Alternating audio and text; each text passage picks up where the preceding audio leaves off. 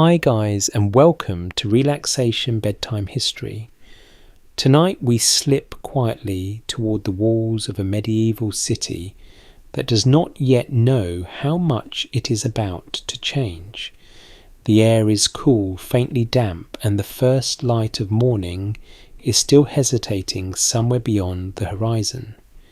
You stand on a worn road just outside London where carts creak hooves press softly into the earth, and distant voices carry in that gentle, half-awake way that belongs only to very early hours. You take a slow breath, and if you are honest, you can already tell this might not go well for you.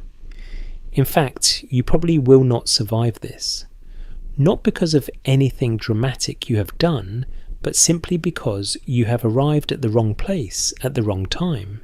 The year is 1348, and something unseen is already moving toward this city. So before you get comfortable, take a moment to like the video and subscribe, but only if you genuinely enjoy what I do here. And as always, feel free to share your location and local time down below. It is always comforting to know where in the world you are listening from. Now dim the lights and let yourself step forward. The walls of London rise ahead of you, not impossibly tall, but solid and reassuring in a way that suggests permanence. Built of stone patched and repaired over generations, they form a rough boundary between the ordered life inside and the uncertain countryside beyond. A widely accepted historical detail tells us that by the mid-14th century, London was already one of the largest cities in Europe, with tens of thousands of people living within and just outside these walls. To you standing here, that number feels less like a statistic and more like a quiet pressure in the air. A small queue has already formed at the gate. Merchants with carts, farmers with bundles. A few travellers like yourself.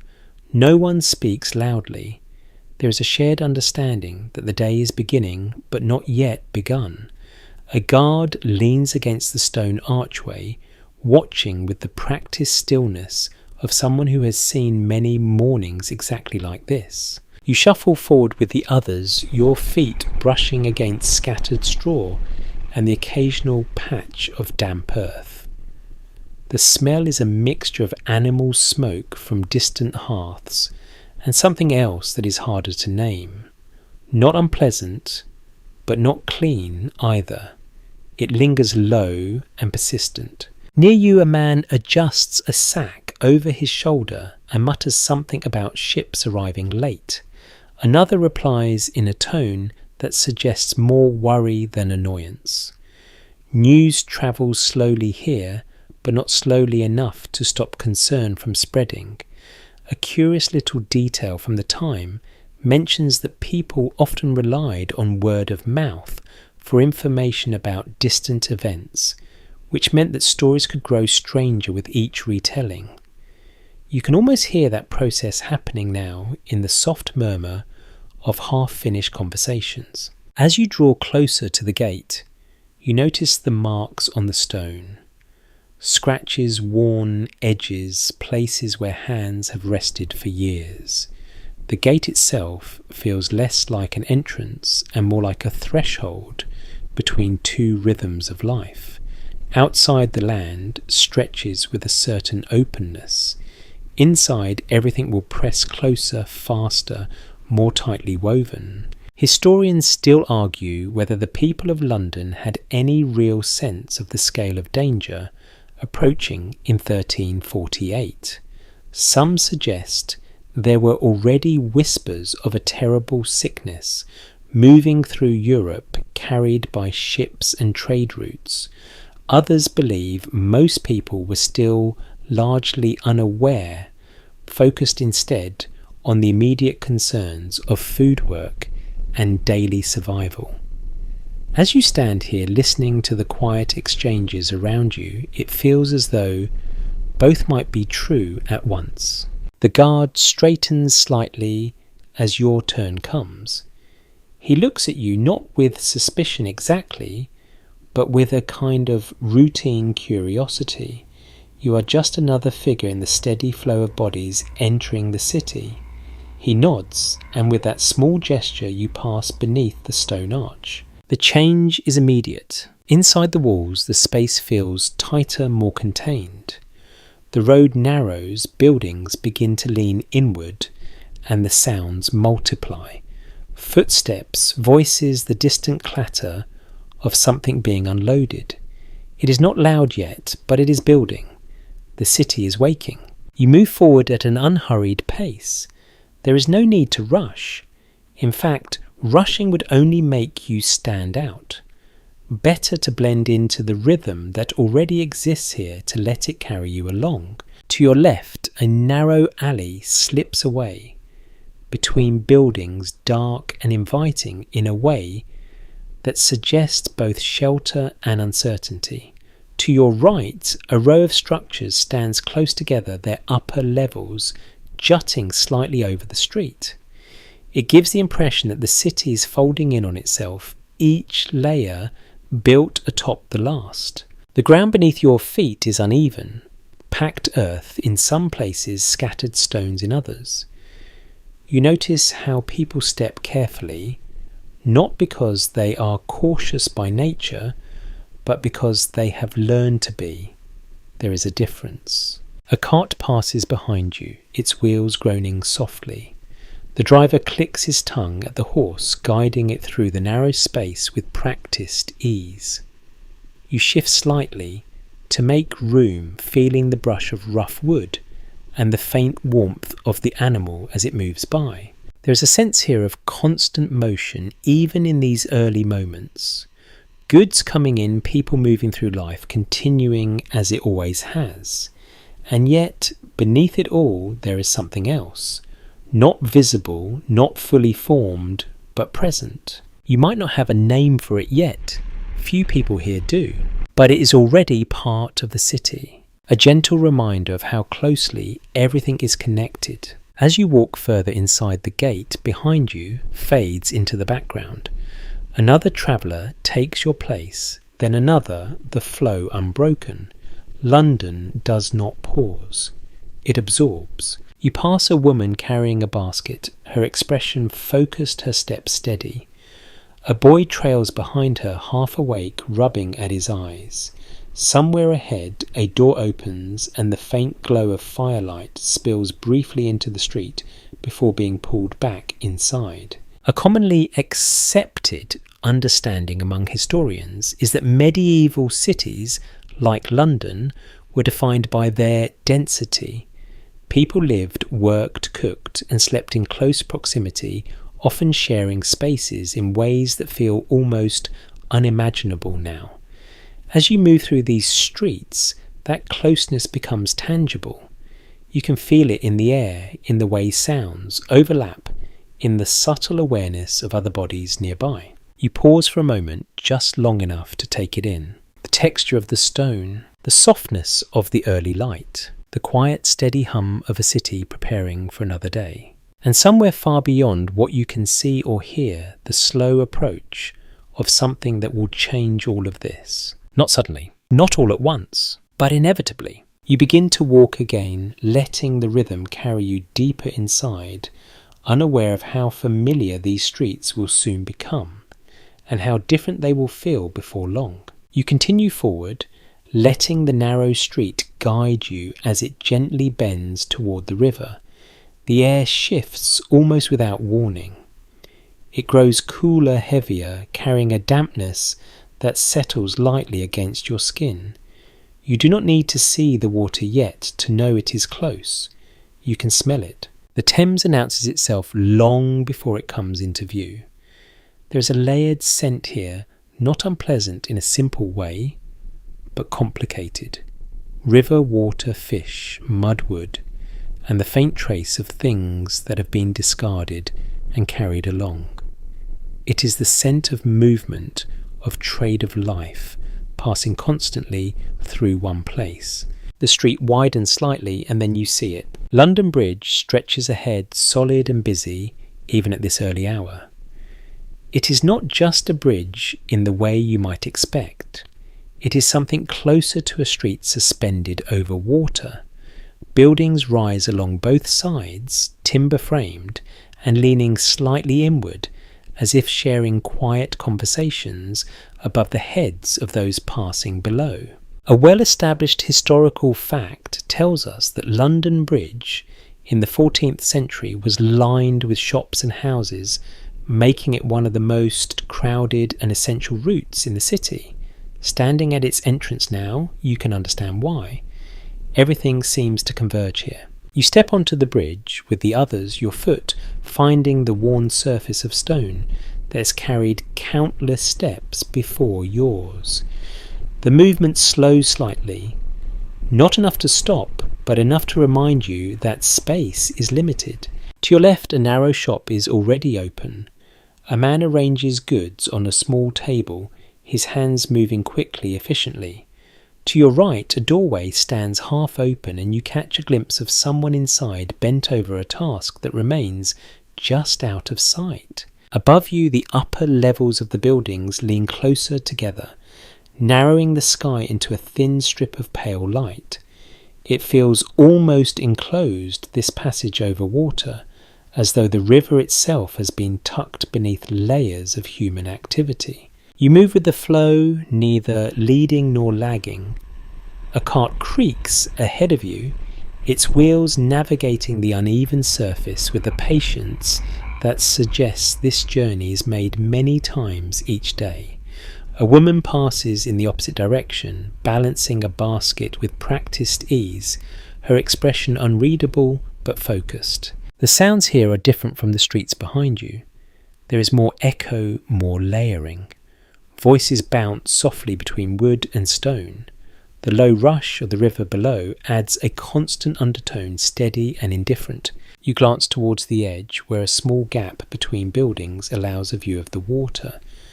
The Thames moves with quiet determination, its surface reflecting the early light in broken patterns.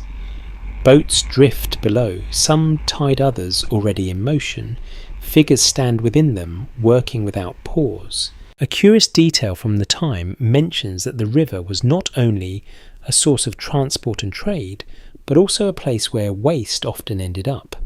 It served many roles at once, not all of them comfortable to think about.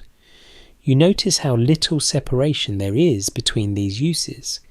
Everything flows together. As you continue, the bridge reveals its true nature. It is not just a crossing, but a bottleneck.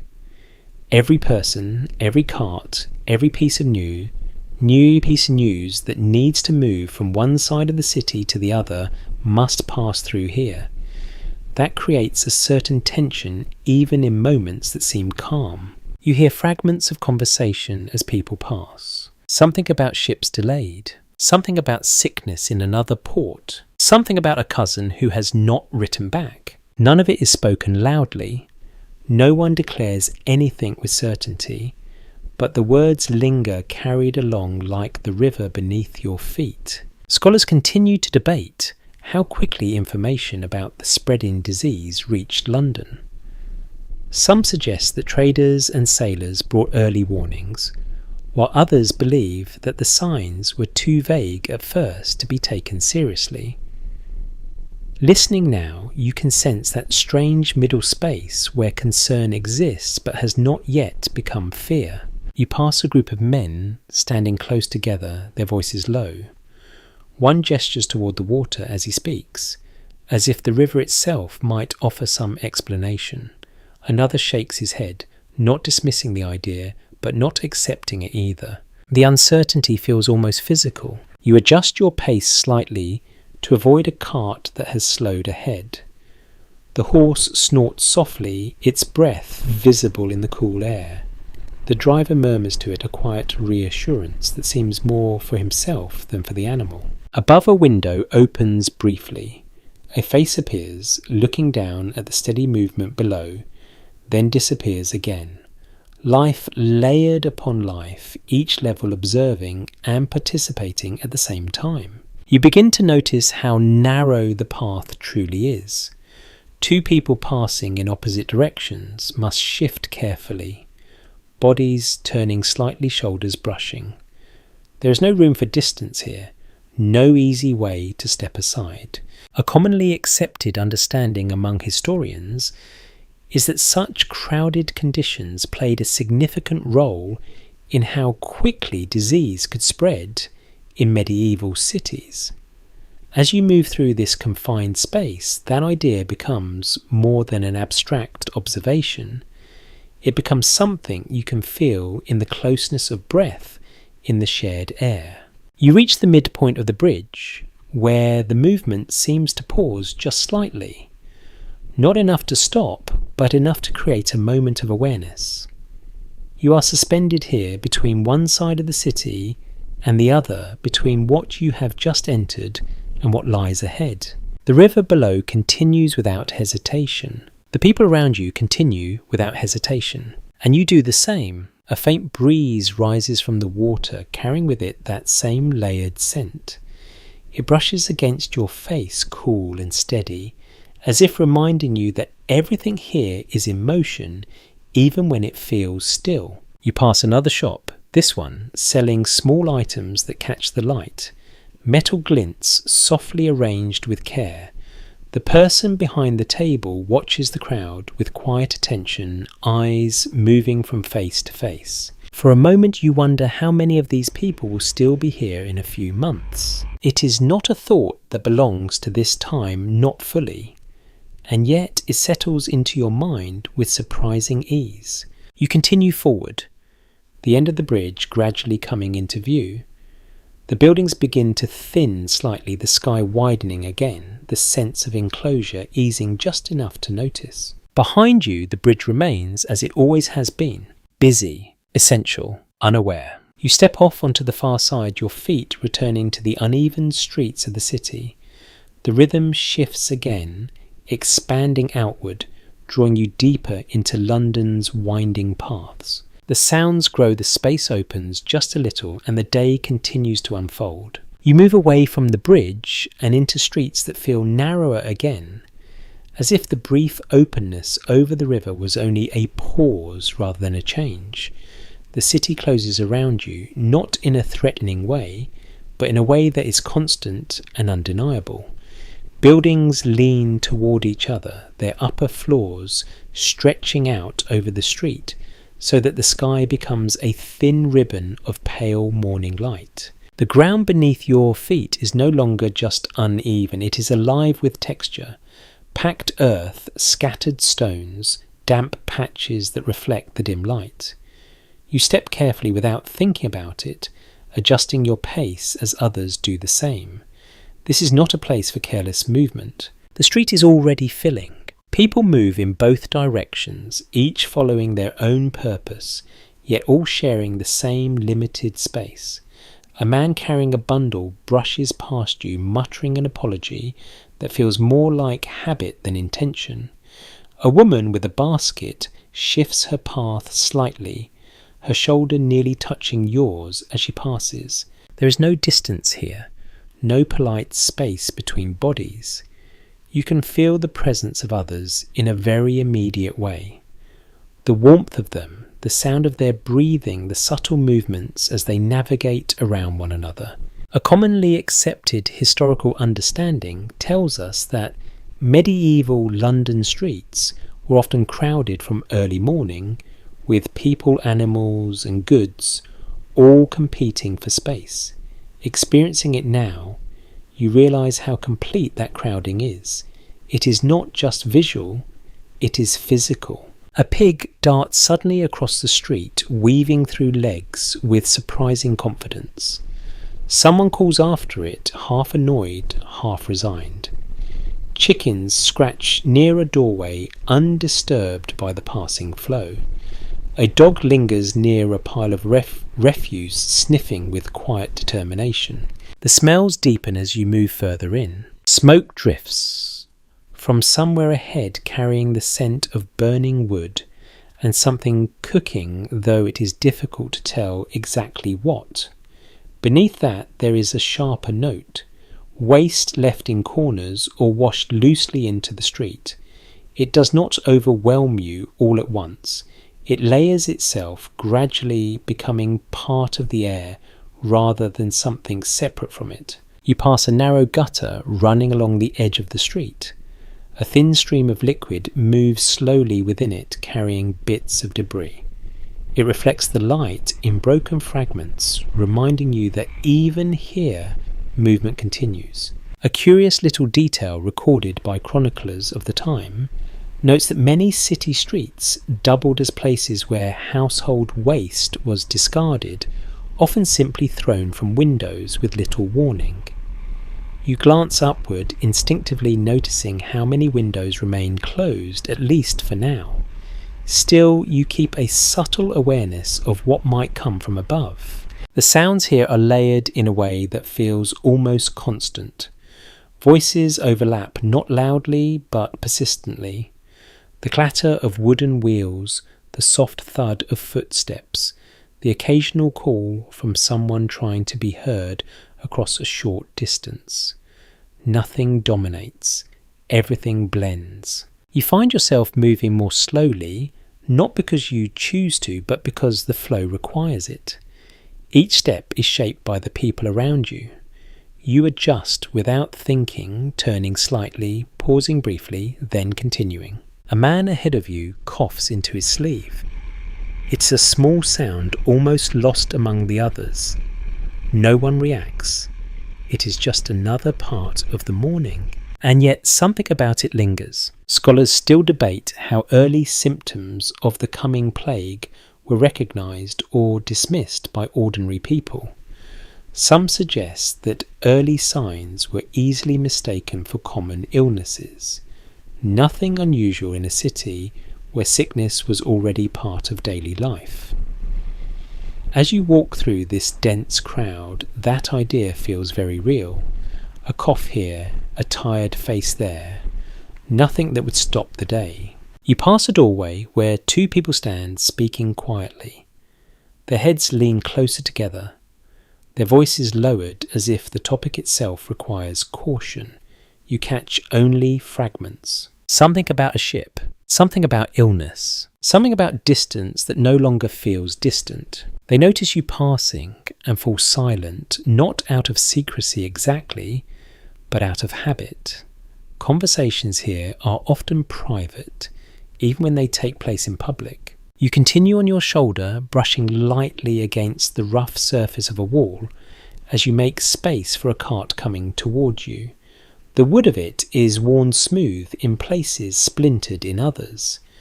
The driver nods briefly, guiding his horse with a gentle pressure rather than force. Above a window creaks open.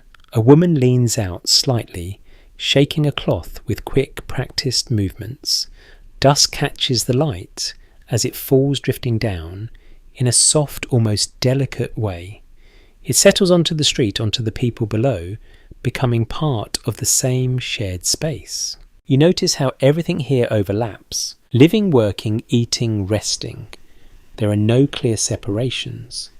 A shop opens directly onto the street, its goods displayed within arm's reach of passers-by. A child sits on a step watching the movement with quiet curiosity. An older man leans against a wall, his expression distant as if observing something beyond what is visible. A widely recognised historical fact is that medieval London was a place of intense proximity, where boundaries between public and private life were often blurred. Standing here, that idea feels less like an academic observation and more like a simple truth of existence. You feel it in the way the air moves around you, in the way sound never fully fades, in the way every step places you closer to someone else. You turn into a slightly narrower lane, drawn not by intention, but by the flow of those around you. It feels even more enclosed here, the buildings leaning closer, the light dimmer. The ground is softer, more uneven, as if less tended. A faint breeze moves through, carrying with it the same mixture of scents. It does not refresh so much as redistribute, shifting one layer over another. You pass another person who coughs, then another who clears their throat. Small sounds, ordinary sounds. the kind that would never stand out on their own.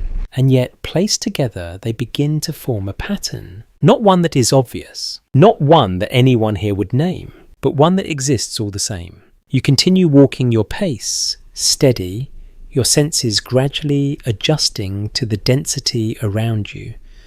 The city does not slow for you. It does not make space.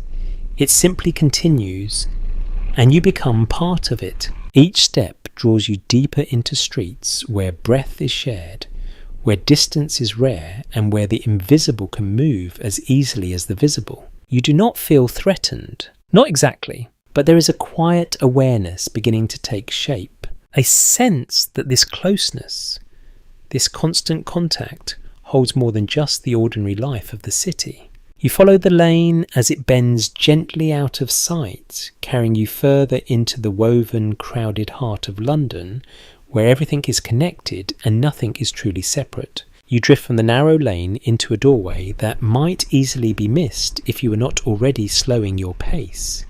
It is low, slightly uneven at the frame, and worn smooth where countless hands have pushed it open before you. Inside, the light changes immediately. It softens, dims, and takes on a warmer tone, shaped by fire rather than sky. The air is thicker here, not unpleasant, but heavy with the presence of living. Smoke curls gently upward from a hearth set into one side of the room, its glow steady rather than bright. It carries the scent of burning wood mixed with something cooking, something simple. Perhaps a pot of grains or broth slowly warming as the day begins. You step carefully across the threshold, noticing how the floor shifts beneath your feet. Packed earth in some places, rough boards in others. Nothing entirely level, nothing entirely fixed. It gives slightly with your weight, reminding you that this structure is not solid in the way modern buildings are. It breathes in its own quiet way. A commonly accepted observation about homes in medieval London is that many were timber-framed and tightly packed together, often housing multiple people within a single small space. Standing here, that becomes very easy to understand. The room is not large, and yet it holds everything needed for daily life. A table stands near the centre, its surface marked by years of use.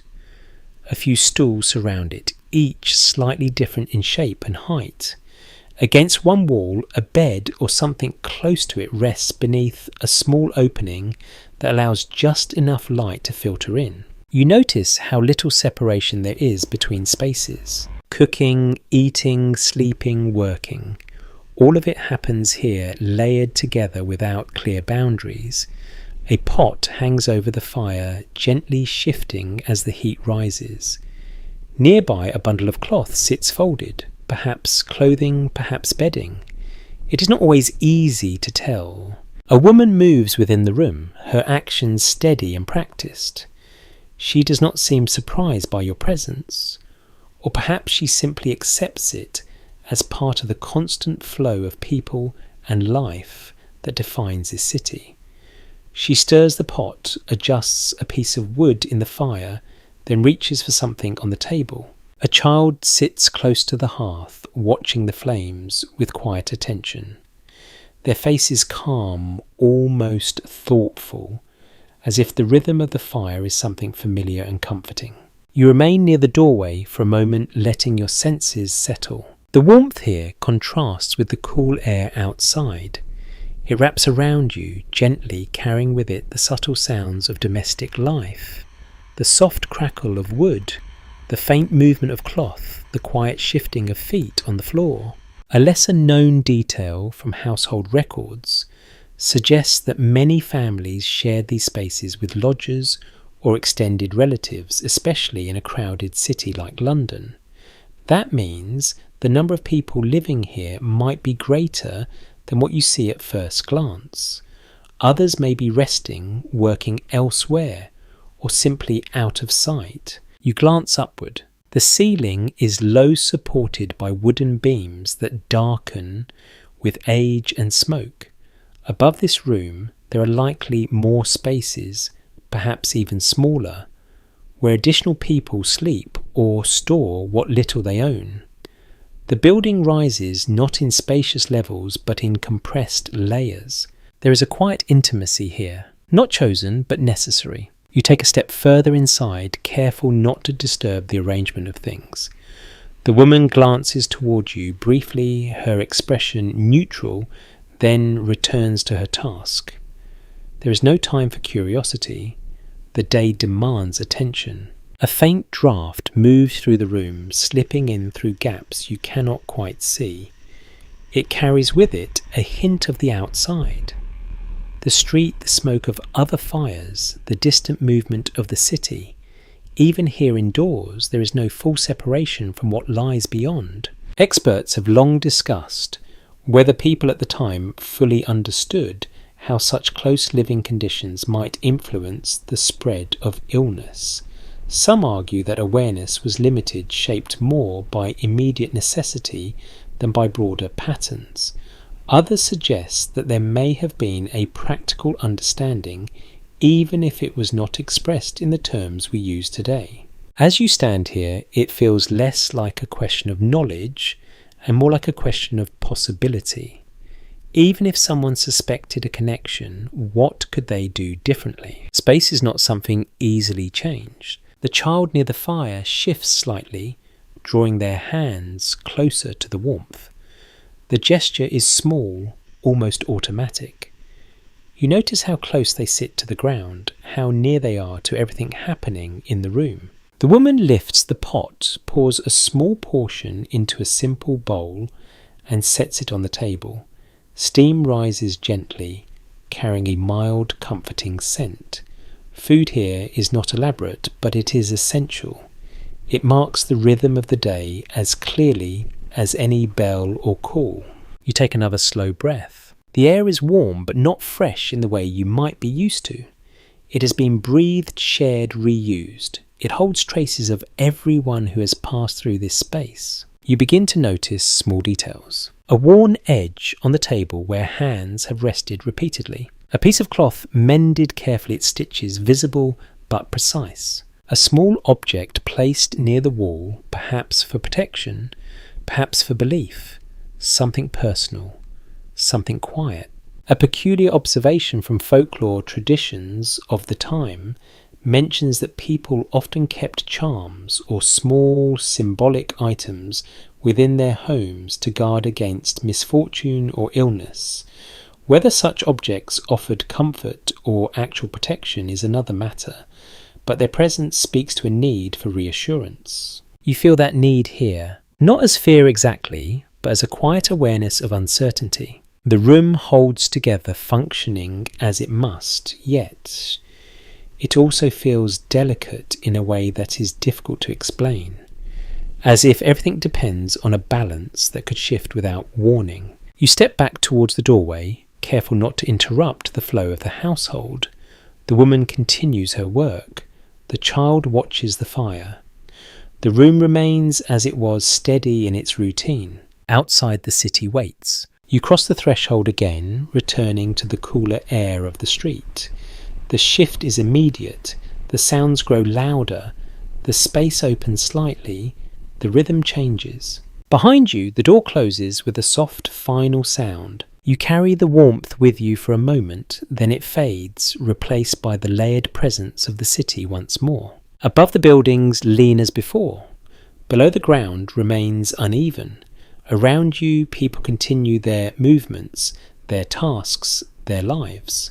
And within those walls, you have just left, the same closeness remains. The same shared air, the same quiet vulnerability. You step forward, letting the street take you again deeper into a city where every home holds its own small world, and where those worlds are never truly separate from one another. You return to the flow of the street, carrying with you the warmth of that small room for a few steps before it dissolves into the broader rhythm of the city.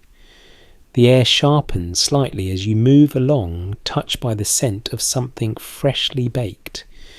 It draws you forward without effort. The lane widens just enough to reveal a cluster of stalls and tables, arranged in a loose, uneven pattern.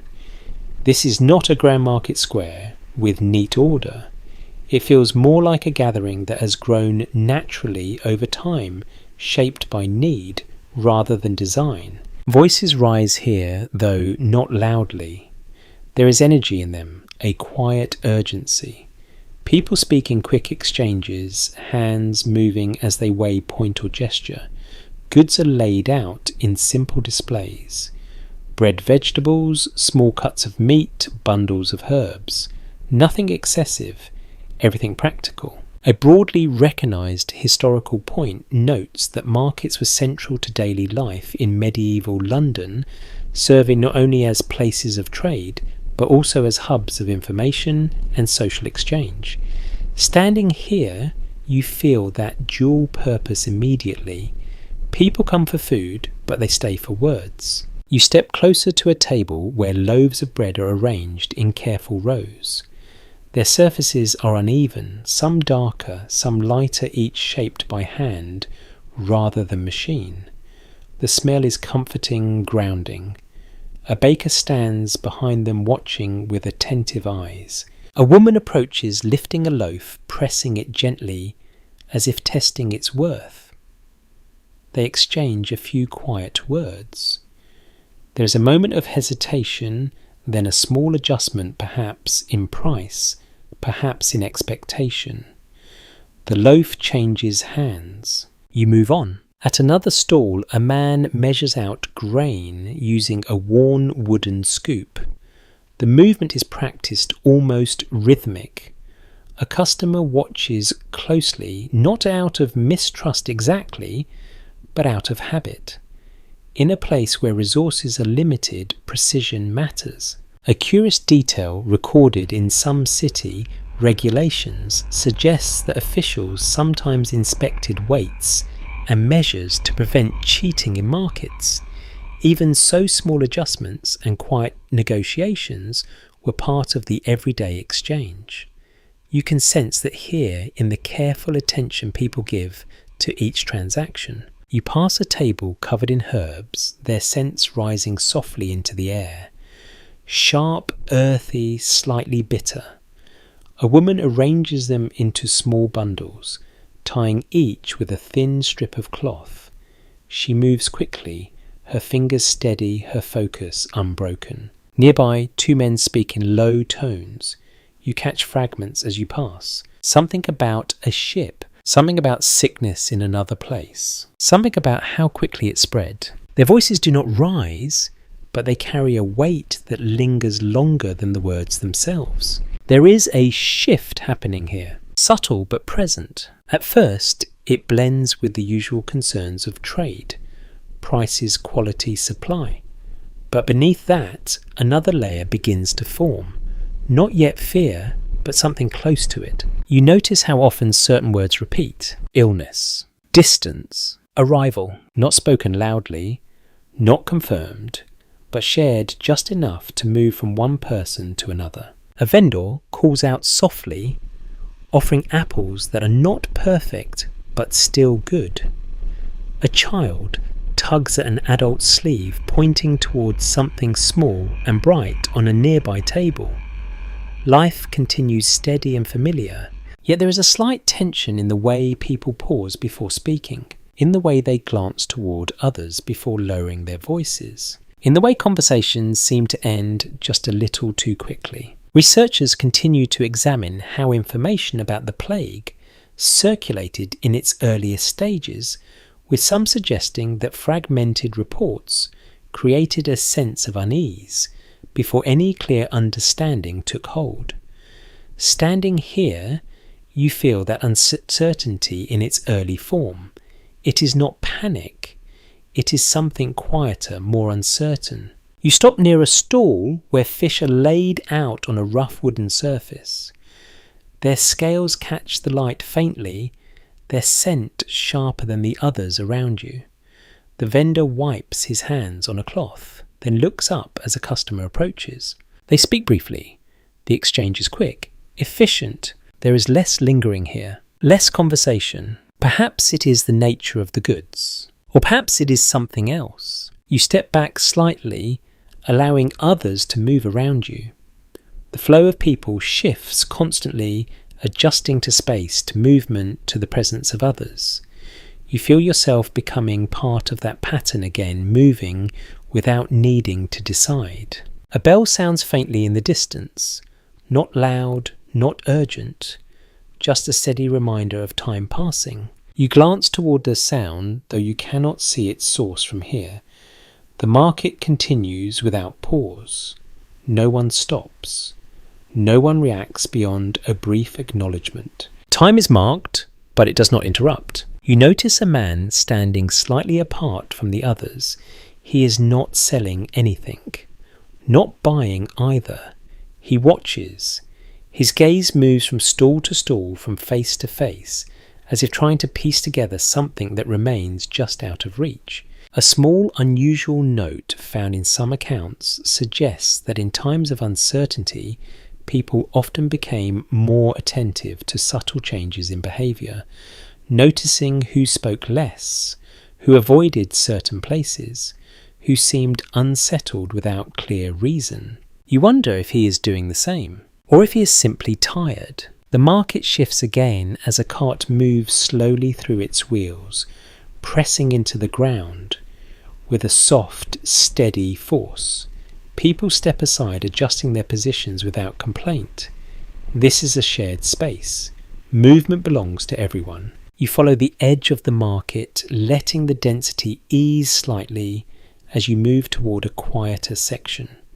The sounds soften, though they never disappear entirely. Behind you, the market continues. Bread changes hands. Coins pass quietly between fingers. Words move from one voice to another. And beneath it all, something less visible continues its own quiet journey. You take a final glance back. Nothing here looks different. Nothing appears altered in any obvious way. And yet the air feels just a little heavier than before. You turn away, letting your steps carry you onward deeper into the city, where trade, conversation and uncertainty weave together in ways that no one fully understands yet. You leave the market behind though. Its murmur follows you for a while, softening gradually as the street bends and narrows again. The smell of bread fades, replaced by something quieter, cooler, touched with stone and damp air. Ahead, the street opens just enough to reveal the outline of a church. It rises from the surrounding buildings with a calm authority, not towering in the way of grand cathedrals, but steady, grounded. Its walls are worn, its entrance slightly darkened by years of passing hands and weather. The doorway stands open. You slow as you approach. There's a shift in the atmosphere here. Not silence exactly, but a gentler form of sound. Voices lower without being asked. Footsteps soften even on the uneven ground. People enter and leave without urgency, as if guided by something quieter than habit. A widely accepted historical observation tells us that parish churches were central to daily life in medieval London, not only for worship but also as places where community routine and information intertwined. Standing here, you feel that role immediately. The building is not separate from the city, it is woven into it. You step inside. The light changes again, dimming into a soft filtered glow that settles gently over stone and wood. The air is cooler, carrying the faint scent of wax and something older, something that has lingered here for years without needing to move. A few candles burn steadily along one side, their flames small but constant. They do not flicker much. The space feels sheltered, held. You move forward slowly, your footsteps echoing just slightly enough to remind you that the room is larger than it first appears.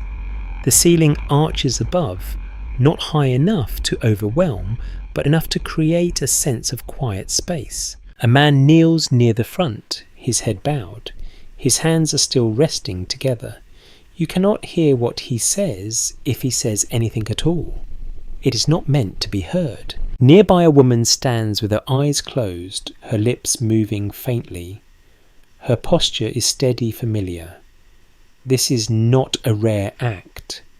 It is part of her day. You pause, letting yourself settle into the stillness. Outside the city continues. You can sense it faintly through the walls. The distant movement, the low hum of life. But here it feels held at a distance, softened. An interesting note preserved in parish records suggests that bells played a crucial role in structuring time-marking hours, events, and moments of significance for the community. As if in quiet agreement with that idea, you hear a bell begin to sound. It is not loud, not sharp. It unfolds slowly, each tone spreading outward, then fading, before the next begins. The sound fills the space without overwhelming it. It feels less like a signal and more like a presence. People do not rush. They do not look surprised. They simply continue their movements, subtly aligning with the rhythm of the bell. You notice how naturally this fits into the flow of the day. Time here is not measured by clocks in the way you might expect. It is marked by sound, by repetition, by shared awareness. A priest moves along the side of the space, his steps quiet, his expression composed. He pauses briefly near one of the candles, adjusting it with a small, careful motion, then continues. You follow him with your eyes for a moment, then let your attention drift. There is a sense of comfort here, not in the sense that everything is safe, but in the sense that everything is known. The rituals, the sounds, the structure, they provide a kind of steady ground in a world that does not always feel steady. At the same time, there is something else beneath that calm. A subtle tension. You hear it in the way two people speak softly near the entrance. A few words carry toward you. Illness, prayer, protection. Their voices are not fearful, but they are not casual either. There is a weight there, something that has not yet fully formed but is already present. Historians continue to examine how religious communities responded in the earliest days of the plague, with some suggesting that prayer intensified even before the full scale of the crisis was understood. Others believe that routine continued largely unchanged at first, with concern growing gradually. As you stand here, it feels as though both are happening at once. The structure remains, the rituals continue, but something new is beginning to move through them. You step closer to one of the candles, watching the flame for a moment. It holds steady, its light soft but clear. Wax gathers at its base, slowly changing shape as it cools. There is something reassuring in that steadiness, something predictable. You glance toward the doorway, where the light from outside creates a faint outline against the darker interior. People pass in and out, their forms briefly framed, then gone. The city does not stop for prayer. It folds it in. You take a slow breath, noticing how the air here feels different. Cooler, yes, but also still. It does not move as freely as outside. It lingers, holding the scent of wax of stone, of many breaths layered over time. A small curious detail found in some accounts describes how people sometimes carried personal items into churches during uncertain times, objects believed to offer protection or comfort. You notice a small pouch resting near the edge of a bench, its presence quiet but deliberate. It reminds you that even within shared spaces, individual concerns remain. You begin to move again, your steps soft, your pace unhurried. There is no need to stay, but no urgency to leave either. The bell fades, the voices remain low, the candles continue to burn. You reach the doorway and step back into the street. The light feels brighter now, though the day is still young. The sounds return fuller, more layered. The air moves again, carrying with it the familiar mixture of the city. Behind you, the church remains as it was, steady, present, absorbing the quiet hopes of those who enter. Ahead, the streets stretch onward, filled with the same closeness, the same movement, the same shared breath you have already begun to recognize. You step forward, letting that rhythm take hold once more, carrying you deeper into a city where faith and daily life exist side by side, each shaping the other in ways that are both visible and unseen.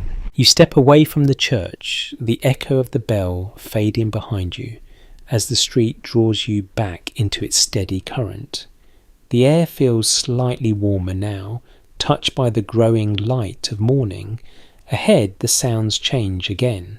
Less of the soft murmur of prayer, more of a sharper rhythm, wood striking wood, metal tapping against stone, voices calling in short practical bursts. You follow the sound without thinking your path, bending toward a wider stretch of street where work is already underway. Here, the city reveals another layer of itself. A row of workshops lines the street, their doors open to the morning.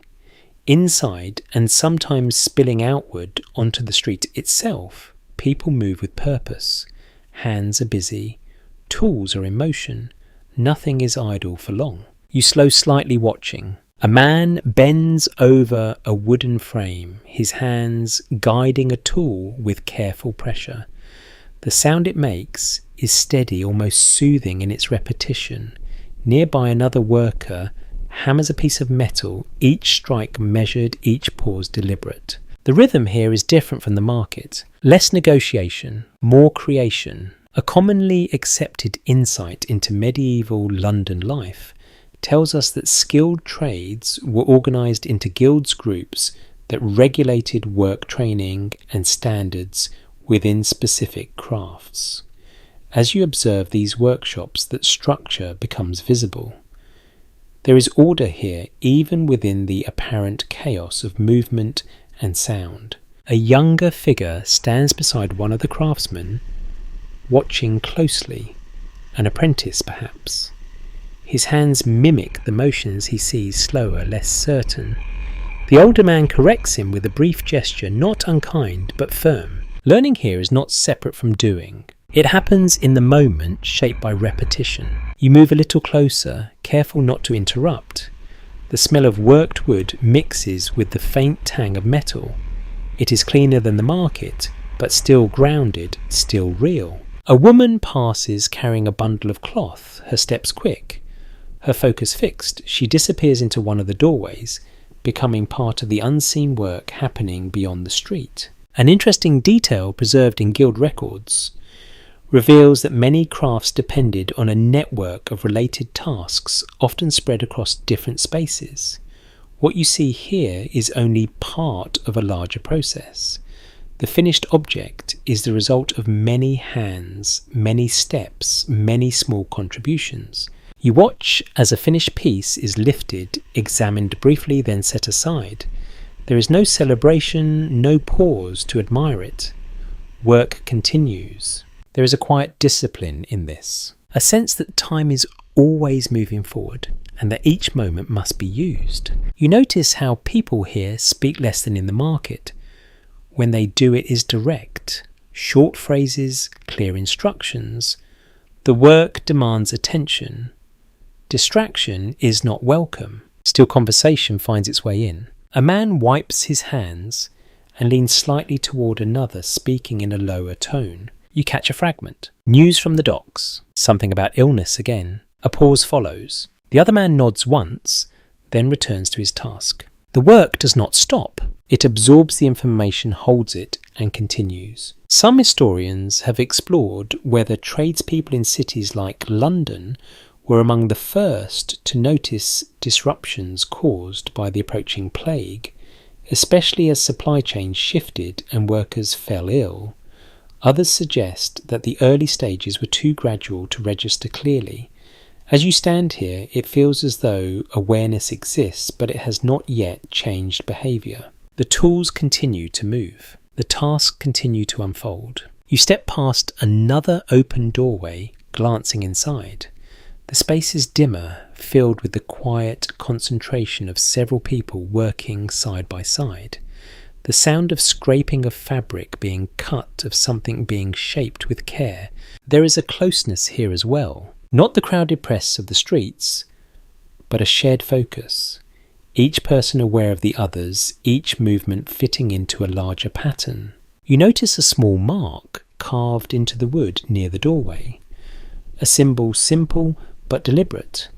It might indicate the craft practiced here or the group to which the workers belong. A quiet sign of identity in a city where so many lives overlap.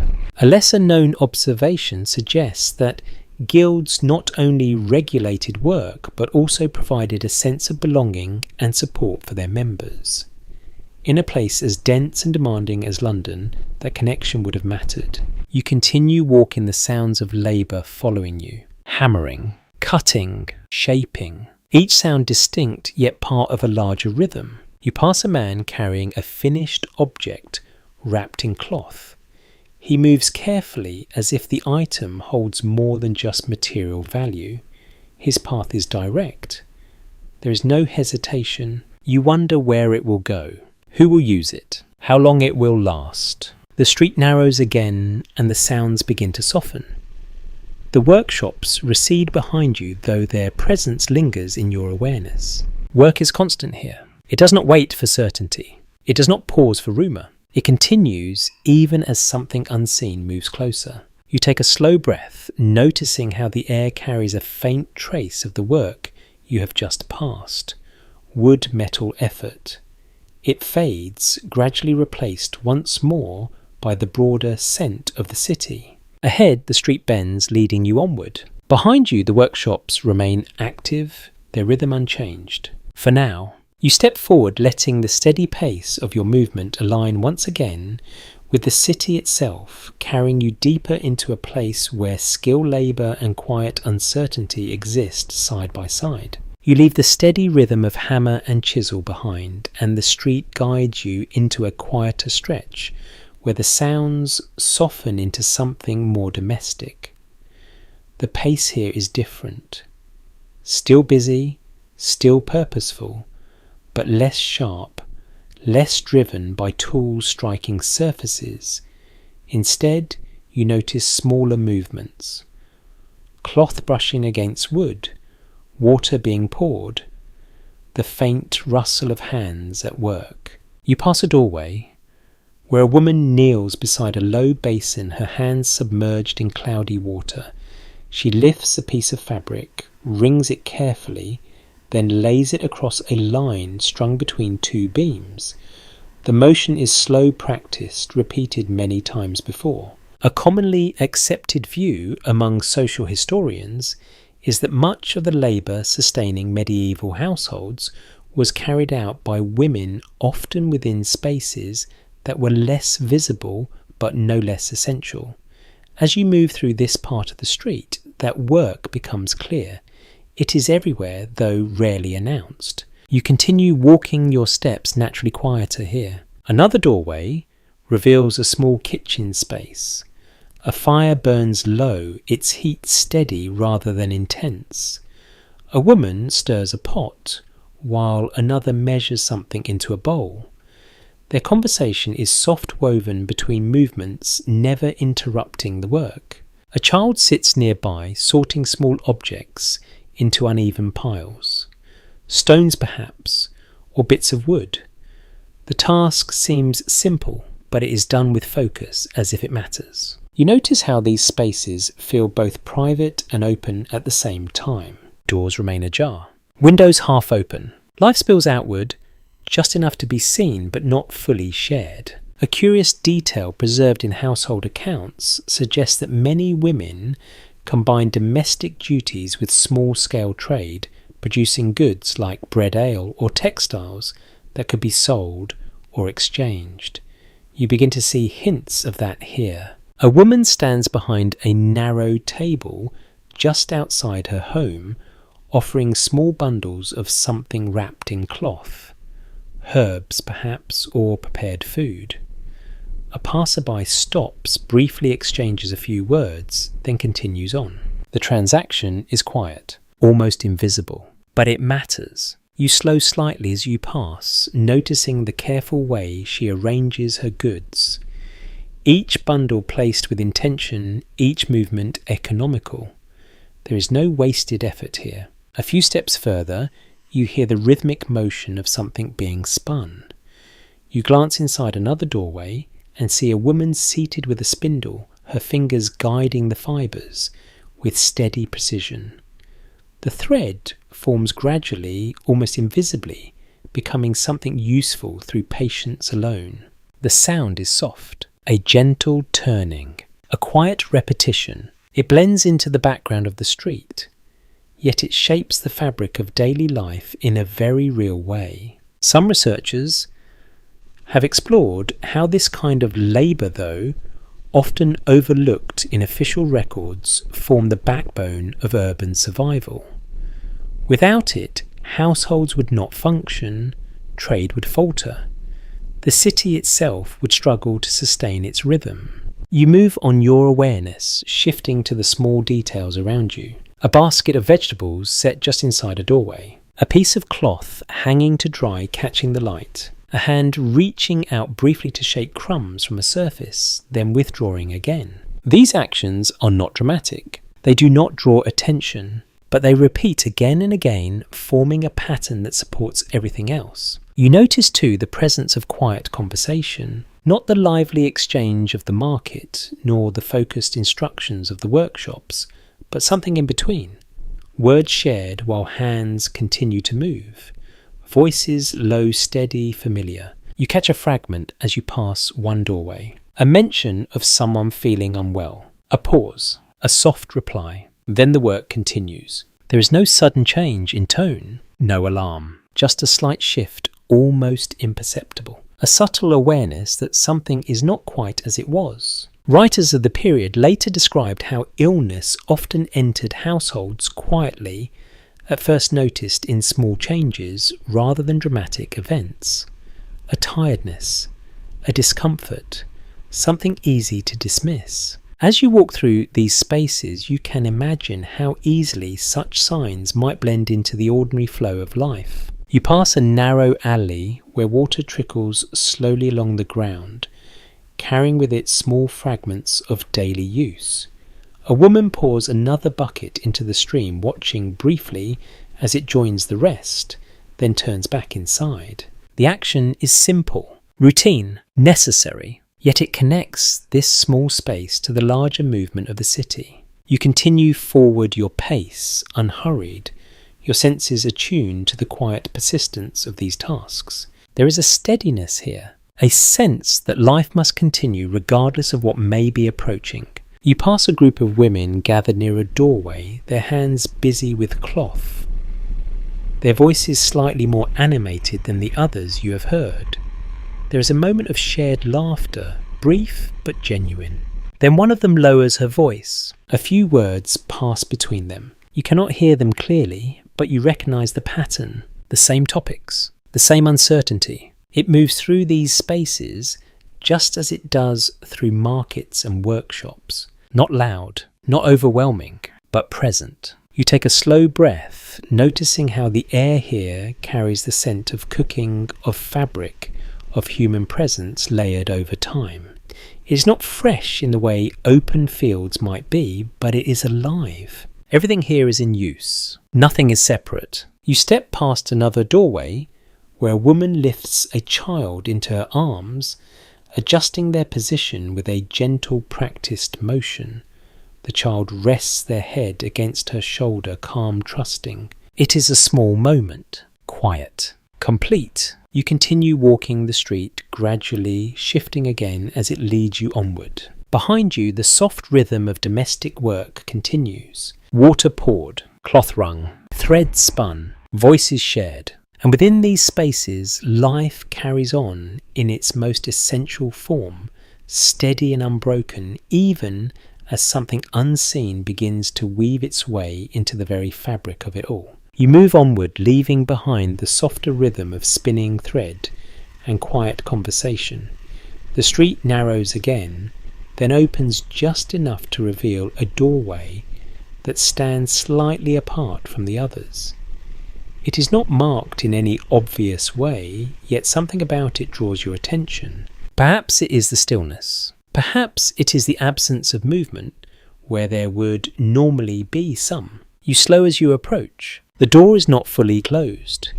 It rests slightly ajar, allowing a thin line of dim light to slip out into the street. No voices carry from within. No signs of daily activity. Just a quiet that feels heavier than the spaces you have passed before. You pause at the threshold. Inside, the air is cooler, and the light is faint-shaped by a small opening high on the wall. It takes a moment for your eyes to adjust. Shapes emerge slowly. A bed, a figure lying upon it, another seated nearby. You step in gently, your movements instinctively quieter as if the space itself requires it. The person on the bed does not move. Their breathing is shallow, uneven, noticeable, only because everything else is so still. A cloth rests against their forehead, dampened and replaced again and again by the person seated beside them. A widely accepted understanding is that illness in medieval households was often managed within the home, with care provided by family members rather than institutions. As you stand here, that reality becomes immediate. There are no separate rooms, no distance between the healthy and the sick. Everything happens in the same space. The person tending the patient moves with quiet focus. They adjust the cloth, lift a small cup, speak softly. Though the words are difficult to hear, their actions are steady, repeated, shaped by concern, but also by familiarity. This is not entirely new to them.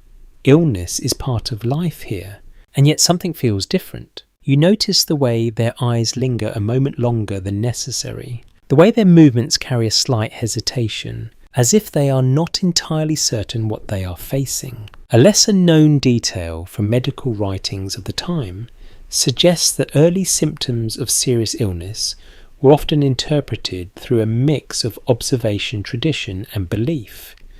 Without clear understanding, people relied on what they had seen before. You look more closely. The figure on the bed shifts slightly, a faint movement, then stillness again. Their face is pale, their expression distant. There is no dramatic sign, nothing that announces itself clearly, just a quiet wrongness. You take a slow breath. The air here feels heavier than in other rooms, not because of anything you can name directly, but because of the stillness that surrounds everything. The usual sounds of a household are absent. No clatter of dishes, no soft conversation beyond a whisper, just the subtle rhythm of breathing and the occasional movement of cloth against skin. Some scholars have examined how the earliest cases of the plague may have appeared in cities like London, suggesting that they were not immediately recognised as something new or distinct. Instead, they blended into the existing patterns of illness, at least at first. Standing here, you can understand how that might happen. There is nothing here that demands immediate alarm, nothing that would stop the day from continuing elsewhere. And yet, there is a sense that this moment holds more weight than it seems. You glance toward the small table beside the bed. A cup, a bowl, a few simple items placed within reach. Practical things, necessary things. You notice too a small object resting near the edge, something tied with thread, perhaps meant to protect or comfort. Its presence is quiet but deliberate. The person seated nearby adjusts their position, leaning slightly closer, as if listening for something that might be missed. Their hand rests briefly on the patient's arm, then withdraws. The gesture is gentle, careful. You feel a subtle shift in the room. Not a change you can see, but one you can sense. A growing awareness. A question that has not yet been asked aloud. You take a step back, your movement slow, respectful of the space. The doorway remains open behind you, offering a thin connection to the outside world. Light from the street touches the edge of the room but does not reach the bed. It feels like two separate worlds, one moving, one paused. A recorded observation from later accounts suggests that many households experienced illness in this quiet, contained way before the wider impact became clear. Each case seemed individual, isolated until they began to multiply. You stand there for a moment longer, listening, not for sound but for something else. A sense of what might come next. But there is no answer here, only the present moment. You turn gently, stepping back toward the doorway. The air shifts as you move, becoming slightly lighter, though the weight of the room lingers with you. Outside, the street continues. Footsteps pass. Voices rise and fall. Life moves forward without pause. You step fully back into that flow, the contrast immediate. Sound returns. Movement resumes around you. The city does not acknowledge what is happening behind that door. Not yet. You take a slow breath, letting the rhythm of the streets settle around you once more.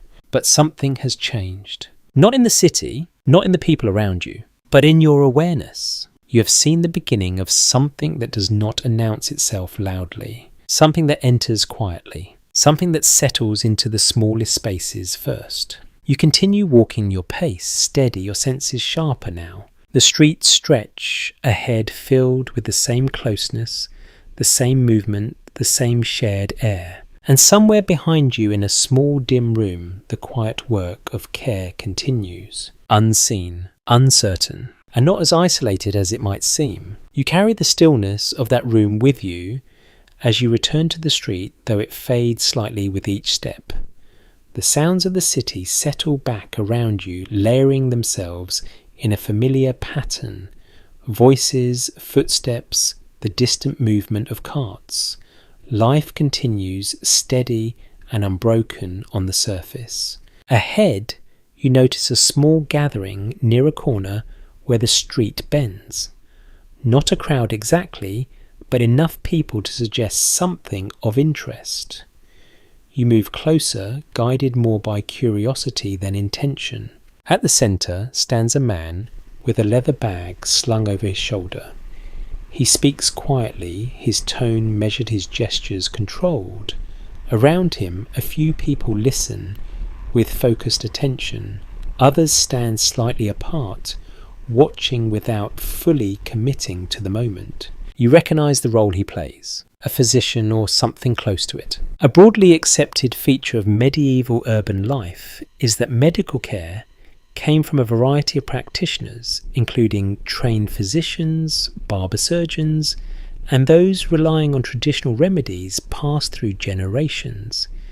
As you observe this man, you can see elements of that blend, knowledge, experience, and something less tangible all working together. He opens his bag and removes a small bundle of dried herbs, holding it up briefly as he speaks. His words are calm, deliberate, not promising certainty but offering possibility. A woman steps forward, her expression composed but intent. She asks a question in a low voice.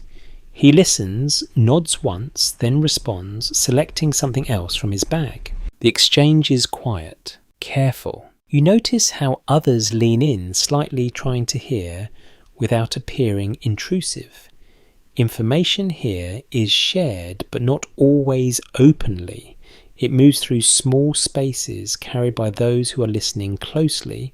A peculiar note found in some medical writings of the period suggests that remedies often combined physical treatments with symbolic or spiritual elements, reflecting a worldview where the two were not easily separated. You see that mixture here. The man gestures as he speaks, describing not only what to use but how to use it. Timing, preparation, intention. Each detail seems to matter. Nearby, another figure waits with a different kind of tool, a barber surgeon perhaps. His instruments are simpler, more direct. His presence is quieter, but no less significant. He watches, stepping forward only when needed. You shift slightly to make room as another person joins the edge of the group. Their face shows a hint of concern, though it is held in check. No one here is openly afraid. Not yet. You catch fragments of conversation. A mention of fever, a reference to swelling, a pause that lingers just a moment too long. Then the discussion returns to remedies. Some scholars have explored whether early treatments for the plague were shaped more by existing medical theory than by observation of the disease itself, while others suggest that practical experience quickly began to influence responses. As you listen, it feels like both forces are present. Tradition guides the approach, but uncertainty remains. The physician hands over a small packet wrapped carefully. The woman accepts it with a slight nod, her expression steady. There is no visible relief, but there is purpose. Something to do. Something to try. You step back slightly, allowing the next person to move forward. The rhythm of the exchange continues. Question-response, preparation, handover. It is almost like the market, but quieter, more focused. You notice how the man's movements remain controlled even as the questions shift in tone. He does not rush. He does not hesitate. He maintains a steady pace, as if that steadiness itself offers reassurance. A detail recorded in some accounts mentions that people often turned to multiple forms of treatment at once, combining herbal remedies with prayers, charms, and other practices. You can imagine that happening here. No single answer feels sufficient. You glance toward the edge of the group where a woman holds a small object in her hand, turning it slowly between her fingers. It might be a charm, or simply something familiar.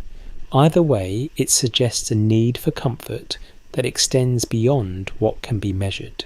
The air feels slightly different here, not heavier, but more concentrated, as if attention itself has weight. You notice how people stand just a little closer than they might otherwise, drawn in not only by the need for help, but by the need to understand. You take a slow breath, aware of the shared space. The same air, the same closeness. It feels familiar now, though not entirely comfortable. You hear a brief exchange behind you. Someone speaking about a neighbour who is taken ill. Another responding with a suggestion. The words move quickly past from one person to another, changing slightly as they go.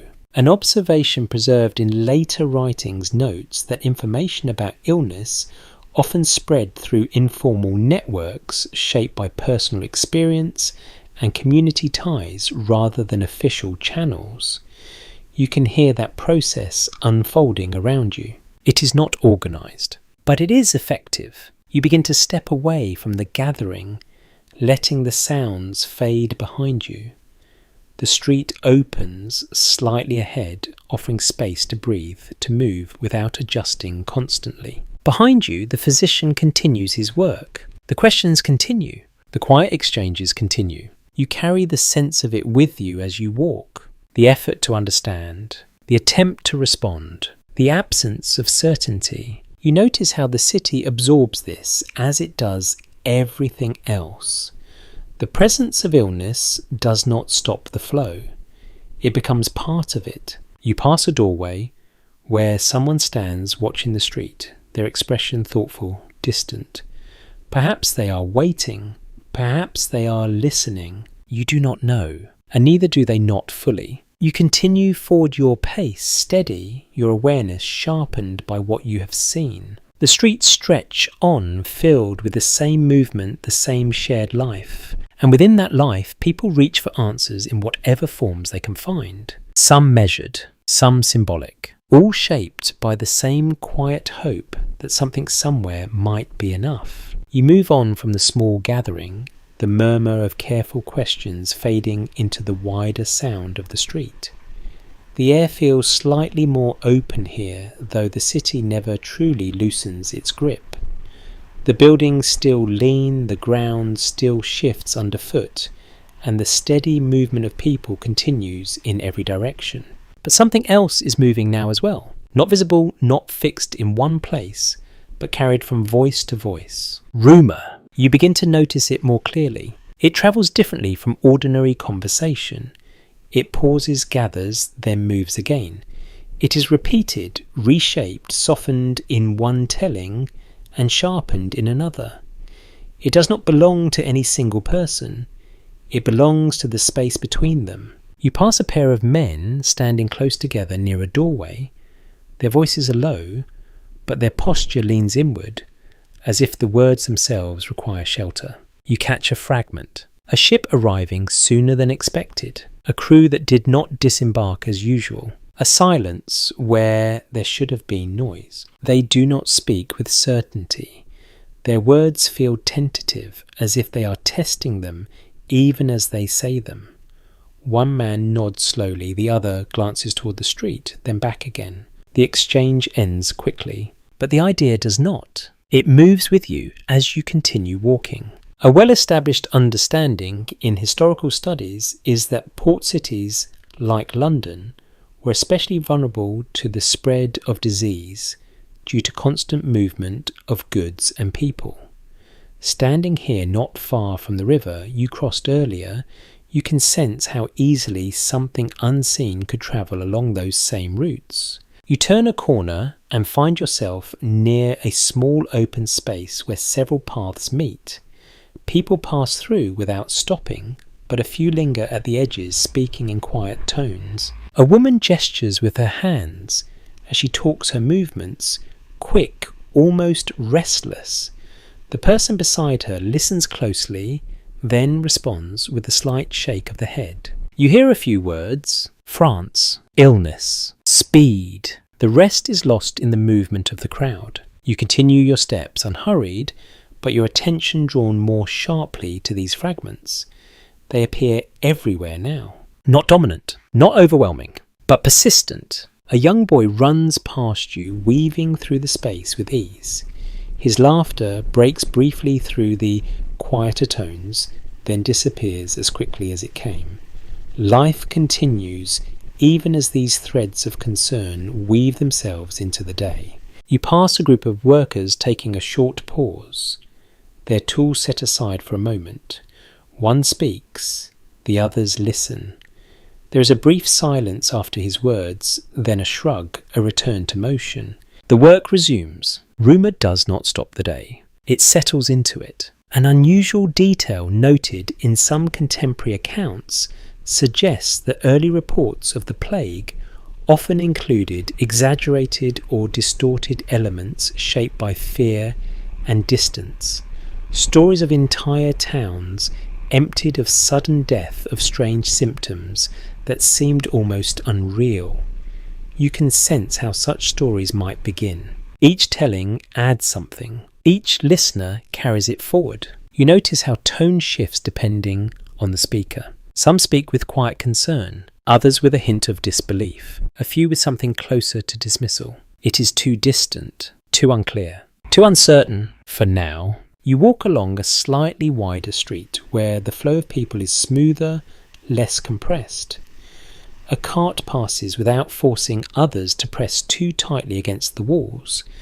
The air moves a little more freely here, and yet the words continue to move within it. You hear a man mention a town further south. Another replies that he has heard nothing of the sort. A third adds that sailors often exaggerate. The conversation dissolves into uncertainty. No conclusion, no agreement, just the presence of the idea. Some historians have examined how disbelief and skepticism played a role in delaying responses to the plague in its early stages, while others argue that the lack of clear evidence made decisive action nearly impossible.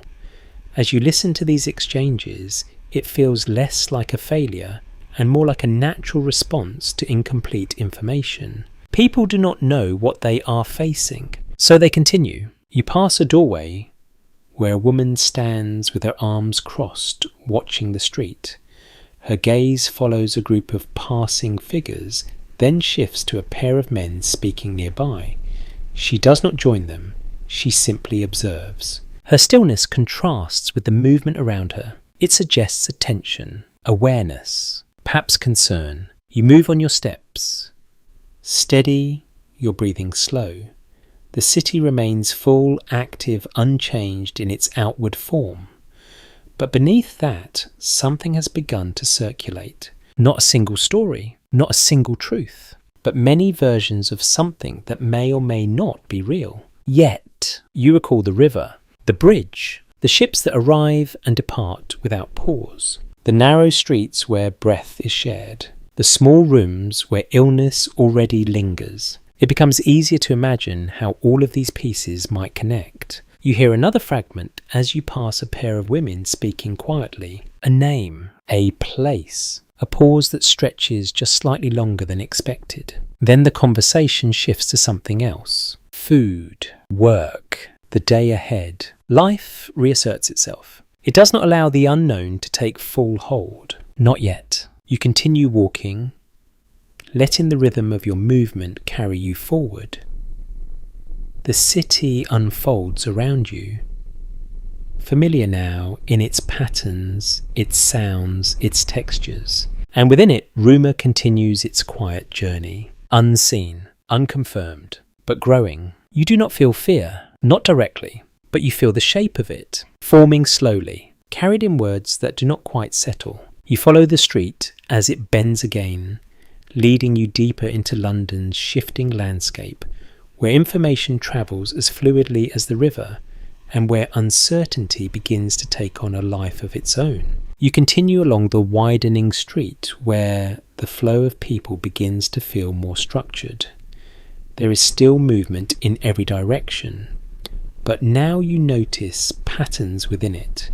Certain figures stand apart from the rest, not because they are still, but because others adjust their paths around them. Authority has a presence here. It is not loud or forceful, but it is recognised. A man in darker clothing moves steadily through the street, carrying a staff that marks his role more clearly than any words. People step aside just slightly as he passes, not out of fear, but out of habit. He does not hurry. His pace is measured, his gaze attentive. You follow at a distance, curious. He stops near a corner where several people have gathered. Their conversation fades as he approaches. One of them speaks, gesturing toward a nearby doorway. The man listens, his expression unchanged, then nods once. A firmly grounded historical point is that medieval London was divided into wards, each overseen by local officials responsible for maintaining order and addressing concerns within their area. Standing here, you see that system in action. It is not grand or dramatic. It is practical. The man steps towards the doorway, indicated pausing just outside. He does not enter immediately. Instead, he speaks to someone inside his voice, low but clear. You cannot hear the words, but you sense their purpose. Inquiry, assessment, control as much as possible. You shift slightly, observing how others respond. Some linger watching with quiet interest. Others move on, choosing not to engage. Life continues around the moment, even as it holds a certain weight. A small but revealing detail from civic records suggests that officials often relied on reports from residents to identify problems within the city, including illness disturbances or disputes. That reliance creates a chain of awareness, one that depends on trust, observation, and communication. You see that chain forming here. The conversation at the corner, the gesture toward the doorway, the official response. It is not immediate, not absolute, but it is something. The man steps back from the doorway after a short exchange. He speaks again to the group, his tone steady. One of them nods, another looks uncertain. A third glances away, as if already considering something else. There is no clear resolution, only a continuation. You notice how the official makes a small mark on a piece of parchment he carries. The motion is quick, efficient. A record of something. Not the full story, perhaps, but a trace. You begin to walk again, moving past the scene. Ahead, another figure stands near the edge of the street, speaking to a small cluster of people. This one wears a different kind of clothing, but the effect is similar. Attention gathers around them. Words are exchanged. Decisions or something close to them are made. An intriguing point raised in some studies is that city authorities often struggle to balance order with limited knowledge, especially in times of uncertainty. They could respond to what was visible, but what remained unseen was far more difficult to manage. As you continue, you notice signs of that effort. A cart is halted briefly while its contents are checked. A doorway is closed more firmly than others. A conversation between two officials pauses as they look toward a passing group, their attention briefly focused, then released. These are small actions, subtle adjustments, attempts to maintain control within a system that is already complex. You pass a notice, posted against a wall, its surface worn, its markings faint but deliberate. A few people pause to read it, their expressions thoughtful. You cannot make out the exact words, but the act itself tells you something. Information is being shared, formally, not just through rumour. You slow slightly, watching as one man reads, then turns to speak to another.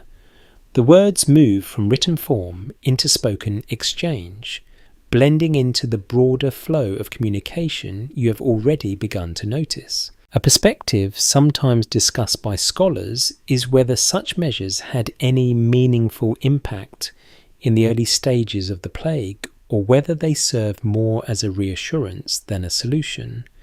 Standing here, it feels like both. The actions matter, even if they are not enough. You continue along the street, where the presence of authority fades slightly, replaced once again by the more familiar patterns of daily life, and yet the sense of oversight lingers. A woman adjusts her path as an official passes. A group lowers their voices. A door closes just a little more quickly than before. These are small responses, almost automatic. You take a slow breath, noticing how the air carries not just the usual sense of the city, but something else, a tension that is difficult to name.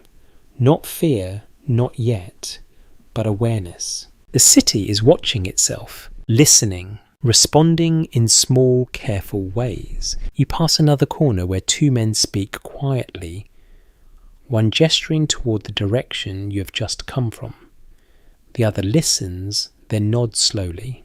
The pattern repeats: observation, communication, response. You begin to understand how this system holds together, not through a single authority, but through many small actions, each connected to the next. And yet, there is a limit to what can be seen, a limit to what can be controlled. You think of the small room you entered earlier, the quiet illness, the subtle signs. Would they be noticed here in time? Would they be understood? Or would they pass beneath the surface unnoticed until they could no longer be ignored? You continue walking, your pace steady, your awareness deepening. The city unfolds around you, structured yet fluid, ordered yet uncertain. And within it, people do what they can. They observe, they report, they respond, even as something larger moves quietly beyond the reach of their efforts. You drift away from the watchful presence of officials, and the street carries you toward a quieter quarter,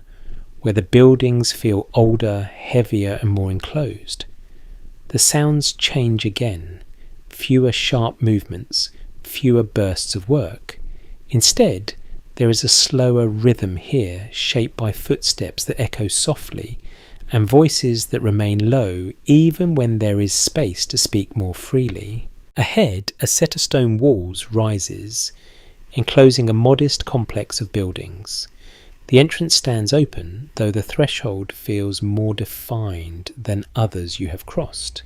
People pass in and out with a different kind of purpose, not hurried but deliberate. You step closer. Inside, the air cools, touched by stone and shadow.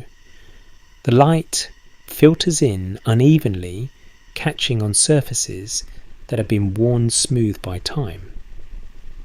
A courtyard opens before you, simple, enclosed its centre, marked by a patch of ground where grass struggles to grow.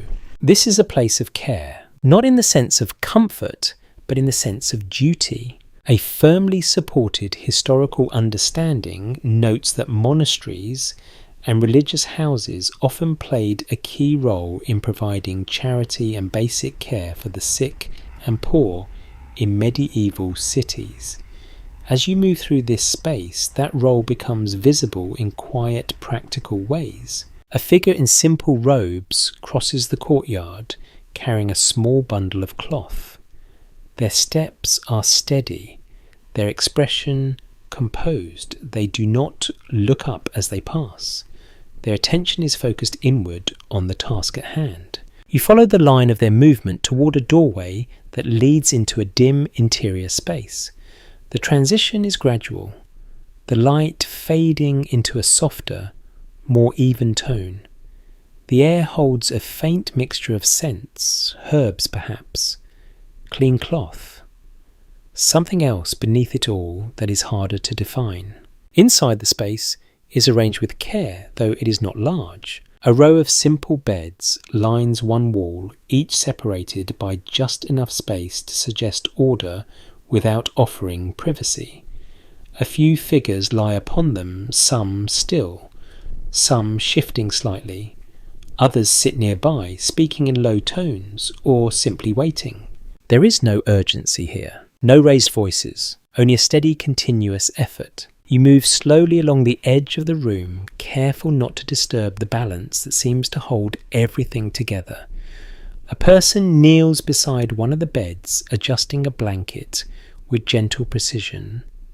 Another carries a bowl from one side of the room to the other, their steps measured. An unusual detail mentioned in certain monastic records describes how religious caregivers often followed routines that blended physical treatment with prayer, seeing both as essential parts of healing. You can sense that blend here. Actions are practical, but they are also deliberate in a way that suggests something more than simple necessity. You pause near one of the beds. The person resting there appears weak, their breathing shallow, but steady. There is no dramatic movement, no clear sign of crisis, just a quiet persistence, as if the body is working through something unseen. Beside them, a caregiver sits with hands folded, eyes lowered. Their presence is calm, almost still. They do not speak, they simply remain. You notice how different this feels from the household you visited earlier. Their care was personal, immediate, shaped by familiarity. Here it is structured, shared, distributed among many, yet the closeness remains. The air is the same for everyone. The space is shared. The distance between beds is small. A line of inquiry, often explored by historians, considers whether such charitable institutions unintentionally became places where illness could spread more easily, even as they provided essential care. Others suggest that without them, many would have had no care at all. Standing here, it feels like a balance that cannot be easily resolved. Help is offered, but it comes with limits. You continue walking your gaze, moving from one figure to another. Each person occupies their own small space within the larger room, yet none are entirely separate. A soft sound draws your attention. Someone speaking quietly, perhaps offering comfort, perhaps reciting something familiar. The words are too low to make out, but the tone carries meaning. Reassurance, presence. You notice a small table near the centre of the room holding a few items arranged with care. Bowls, cloths, a small container of something dried. Each object has its place. Each serves a purpose. Nothing is wasted. Nothing is excessive. You take a slow breath, aware of the stillness that fills the space. It is not empty. It is full, but in a restrained way. Movement happens but gently. Sound exists but softly. You begin to understand how this place functions. It absorbs what comes to it. It holds it. It responds as best it can. You turn slightly, looking back toward the doorway, where light from the courtyard filters in. Figures pass in and out, each carrying something. Cloth, water, food. The flow is constant, though never hurried. A thought discussed in some historical interpretations suggests that these places were as much about sustaining the living as they were about easing the dying, even if the outcomes were uncertain. As you stand here, that idea feels present in every quiet action. There is effort. There is care. There is also acceptance. Not resignation, but a recognition of limits. You step back, allowing space for someone to pass in front of you. They carry a small vessel, their hands steady despite the weight of the task. Their eyes remain focused, not distant, not distracted. You follow them briefly with your gaze, then let your attention return to the room as a whole. Nothing here draws attention to itself. No single moment stands out. And yet the entire space holds a quiet significance. You begin to move towards the exit, your steps slow, your senses still attuned to the softness of the room.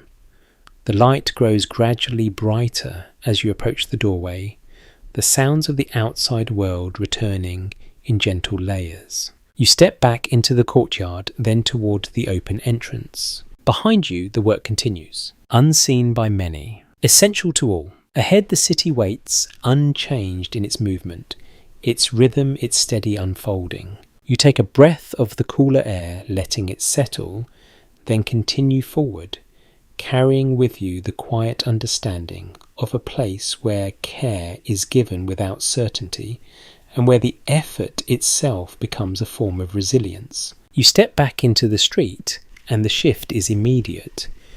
The quiet enclosure of the courtyard gives way to a broader current of movement. The air feels more open again, touched by a faint breeze that carries the scent of water. You do not need to look to know where the street is leading. The river is close once more. You follow the gradual slope downward your steps, guided by the subtle pull of that cooler air. The sounds begin to change before the view opens. The murmur of voices becomes more layered, punctuated by the hollow knock of wood against wood and the low creak of rope under tension. Then the Thames comes into view. It stretches wide before you, its surface shifting gently under the growing light. Boats rest along the edge, some tethered, others already moving with quiet purpose. Figures stand within them, their movements steady, practiced, shaped by repetition. A well-documented aspect of medieval London life is that the Thames served as a central artery for transport, trade, and communication, connecting the city to distant regions. Standing here, that role feels immediate. Everything flows through this space. You move closer to the water's edge, where a narrow stretch of ground allows people to gather without blocking the passage behind them. The surface beneath your feet is damp, worn smooth in places by constant use. A man pulls at a rope, guiding a small boat into position. Another steps forward to secure it, his hands moving quickly, efficiently. They exchange a few words, brief and direct, then return to their tasks. Nearby goods are being unloaded. Bundles wrapped in cloth, barrels sealed tight, crates that reveal nothing of their contents. Each item is handled with care, though not with hesitation. There is no time for that. The work must continue. An intriguing note found in port records indicates that goods arriving in London often came from regions already experiencing the early spread of the plague. At the time, however, the connection between trade and disease was not clearly understood. As you watch the steady flow of cargo, that detail settles into your awareness. Everything arrives, without question, without pause. You notice how people move around the boats. Some step forward to receive goods, others pass by without stopping. A few linger watching with quiet interest. There is no visible sign of concern, no hesitation in the handling of what has come from afar. And yet the river carries more than what can be seen. You glance along the water, following the slow movement of a larger vessel as it approaches. Its sails hang loosely, its pace unhurried. Figures move along its deck, their actions small against the wider expanse of the river. You wonder what it brings, where it has been, what stories it carries within its hold. A small, lesser-known observation from maritime accounts suggests that sailors often spoke of illness in distant ports long before such reports reached inland communities. These stories, however, were not always consistent and were sometimes dismissed as exaggeration. You can imagine those stories travelling with the ships, changing slightly with each telling, blending into the broader current of rumour you have already begun to notice. You step aside as a group passes, carrying a heavy load between them. Their movements are coordinated, their focus fixed, they do not look up. The task demands their full attention. The rhythm here is continuous. Loading, unloading, tying, releasing. Nothing stops the flow. You notice how close everything is. The water, the goods, the people. The air moves freely here, but it carries everything with it. The scent of the river, the trace of cargo, the presence of those who pass through. A line of thought, explored by some historians, considers whether the riverfront may have been one of the first points where the plague entered London, carried by ships arriving from affected regions. Others suggest that its spread was more diffuse, moving through multiple channels at once. As you stand here, it feels less like a single point of entry and more like a network. Connections layered upon connections, each one offering a path. You walk slowly along the edge, your gaze shifting from one scene to another. A man checks a bundle before passing it along. A woman waits with a basket, her eyes following the movement of goods. A child stands nearby, watching the water with quiet fascination. Life continues, uninterrupted. The river does not pause. It does not change its course. It simply carries what it carries. You take a slow breath, feeling the coolness of the air against your skin. It is refreshing in a way, a contrast to the heavier atmosphere of the streets. And yet it holds its own complexity. You recall the bridge, the narrow passage, the shared space above this same water. Everything connects. You turn slightly, looking back toward the city. The buildings rise behind you, layered and close, their shapes softened by distance.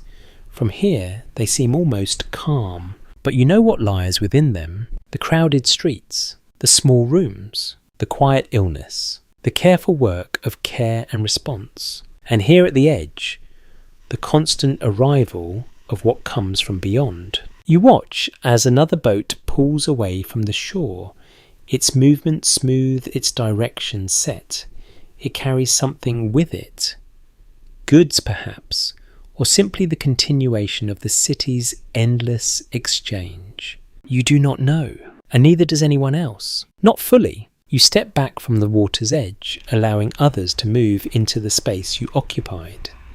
The rhythm continues without you, as it did before you arrived. You turn and begin to walk again, leaving the river behind. But its presence stays with you. The sense of connection, the quiet movement of unseen things. You follow the street as it rises gently away from the Thames, carrying you once more into the layered heart of London, where everything that arrives must find its place, and where not all arrivals can be understood in time. You leave the river behind, though. Its cool breath lingers for a few steps before the city closes in again. The street rises gently, carrying you away from the busy edge where goods and voices never quite rest. As you move further inland, the rhythm shifts once more. It grows quieter, not silent but softened. Fewer calls, fewer exchanges. The sounds that remain seem to carry a different weight. Ahead, the buildings begin to thin slightly, and the street opens into a space that feels less crowded, less pressed. The ground here is uneven, in a different way, not shaped by constant footsteps, but by something more irregular. You slow without meaning to. There is a stillness here that stands apart from the rest of the city. You have arrived near a burial ground. It is not grand or heavily marked. No high walls or elaborate entrances, just a defined space where the earth has been turned again and again, its surface bearing the quiet marks of use. A firmly grounded historical observation notes that burial practices in medieval London were closely tied to parish life, with churchyards serving as the primary resting places for the dead. As you stand at the edge of this space, that connection feels immediate. It is part of the city, not separate from it. A few figures move within the grounds. Their steps are slow, deliberate. Their voices, if they speak at all, do not carry far. You step closer, your feet finding the softer ground with a slight shift beneath each movement. The texture is different here, less stable, as if the earth itself remembers what has passed into it. A man stands near a shallow pit, his posture steady, his hands resting briefly on the handle of a tool. Another figure stands beside him, head bowed still. There is no ceremony in the way you might expect. No gathered crowd, no extended ritual, just a quiet, contained moment. An understated detail found in some records suggests that as the number of deaths increased during times of crisis, burial practices often became simpler, more direct, shaped by necessity rather than tradition. Standing here, you can sense the early signs of that shift. There is respect, but there is also efficiency. You notice how the space is arranged. Graves placed close together, little room left between them. The land is used carefully fully. You walk along the edge, your gaze moving over the uneven ground. Some areas appear freshly turned darker in colour, softer in form.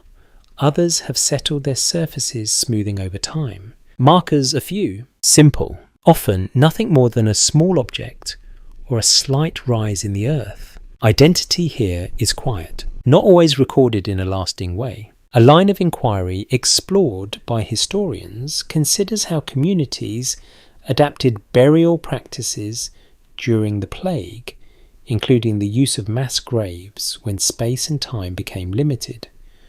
Others suggest that such measures developed gradually rather than suddenly. As you stand here, it feels like the beginning of that process. Not yet overwhelming, but changing. You hear a soft sound behind you and turn slightly. A small group approaches, their steps slow, their movements contained. They carry something between them wrapped, carefully held with attention. No one speaks. They pass you without looking up. You step aside instinctively, giving them space. The air feels heavier here, not with any sharp scent, but with a quiet density that settles around the space. It is the stillness of a place where movement ends. You watch as they reach an open area and lower what they carry with care. The man with the tool steps forward again, his actions measured, practiced. There is no rush, but there is also no pause beyond what is necessary. The moment unfolds with a kind of calm inevitability. You notice how the surrounding city continues just beyond the edges of this place. A distant voice, the faint sound of a cart. Life does not stop, it surrounds. It continues alongside. A small, curious detail from some accounts mentions that people sometimes visited burial grounds not only for mourning, but also for reflection, as these spaces offered a rare sense of openness within crowded cities. Standing here, you understand that. There is room to breathe, room to stand without adjusting your path, and yet the reason for that space carries its own weight. You take a slow breath, feeling the difference in the air. It is cooler, less disturbed, but not entirely free of the city's presence. Everything remains connected. You walk a little further, careful with each step. The ground shifts slightly beneath you. The surface tells its own story. You notice a small object placed near one of the older mounds, perhaps left by someone who came before.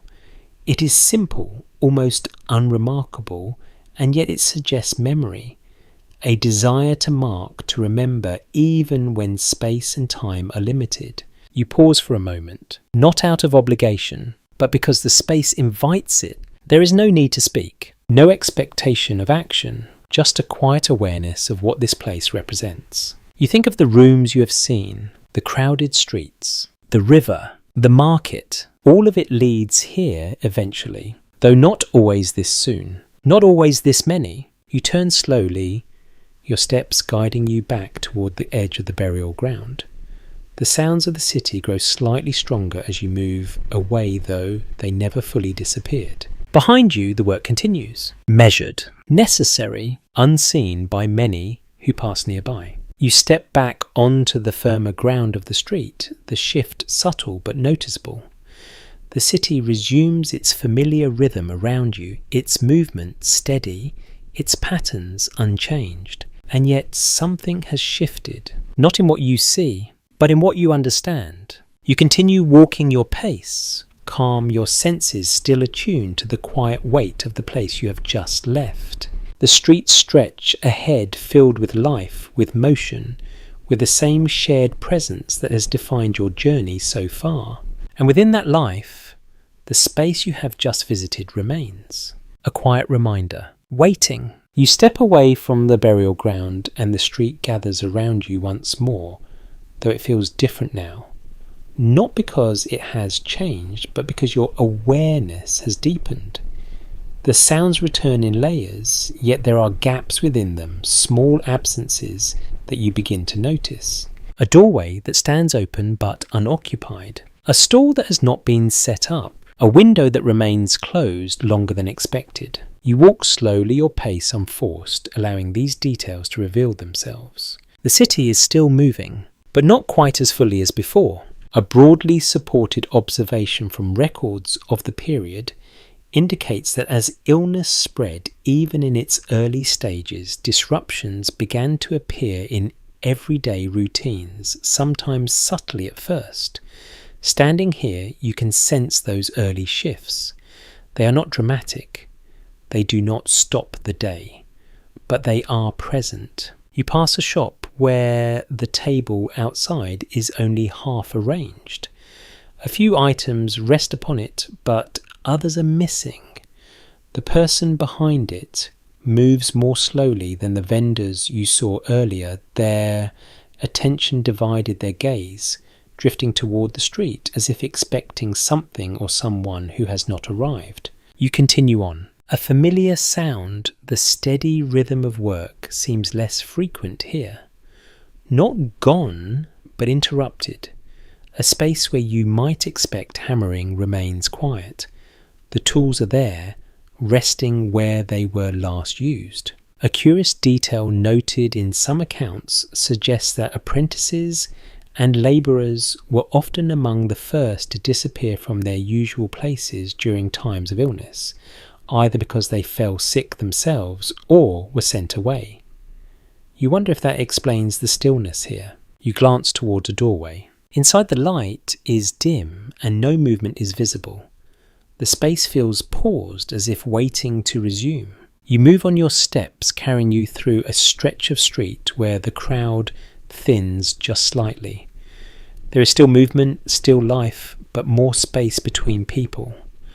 Not enough to draw attention on its own, but enough for you to notice. You hear a conversation behind you, a voice speaking a name, another responding with uncertainty, a pause, then a change of subject. The words do not linger in the same way they did before.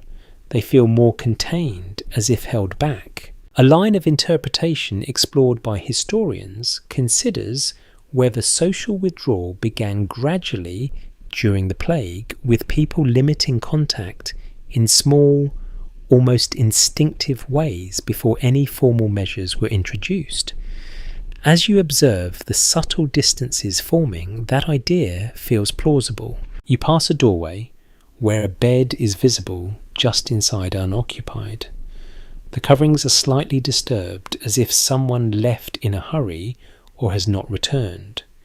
The room is not empty, but it feels incomplete. You do not linger. There is a sense that these spaces are not meant to be observed for long. You continue walking, your awareness drawn to the edges of things. A bucket left where it might normally be carried away. A piece of cloth hanging longer than it should. A cart that stands still without a driver. Each detail is small, but together they form a pattern. You notice how the sounds of the city adjust around these gaps. Voices echo slightly more. Footsteps seem more distinct. The absence of certain noises creates a different kind of presence. You pass a group of people standing close together, speaking in low tones.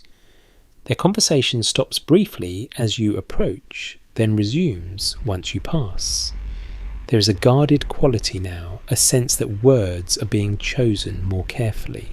A lesser-known observation from narrative sources of the time describes how people sometimes avoided speaking openly about illness, not out of ignorance, but out of uncertainty about how to respond.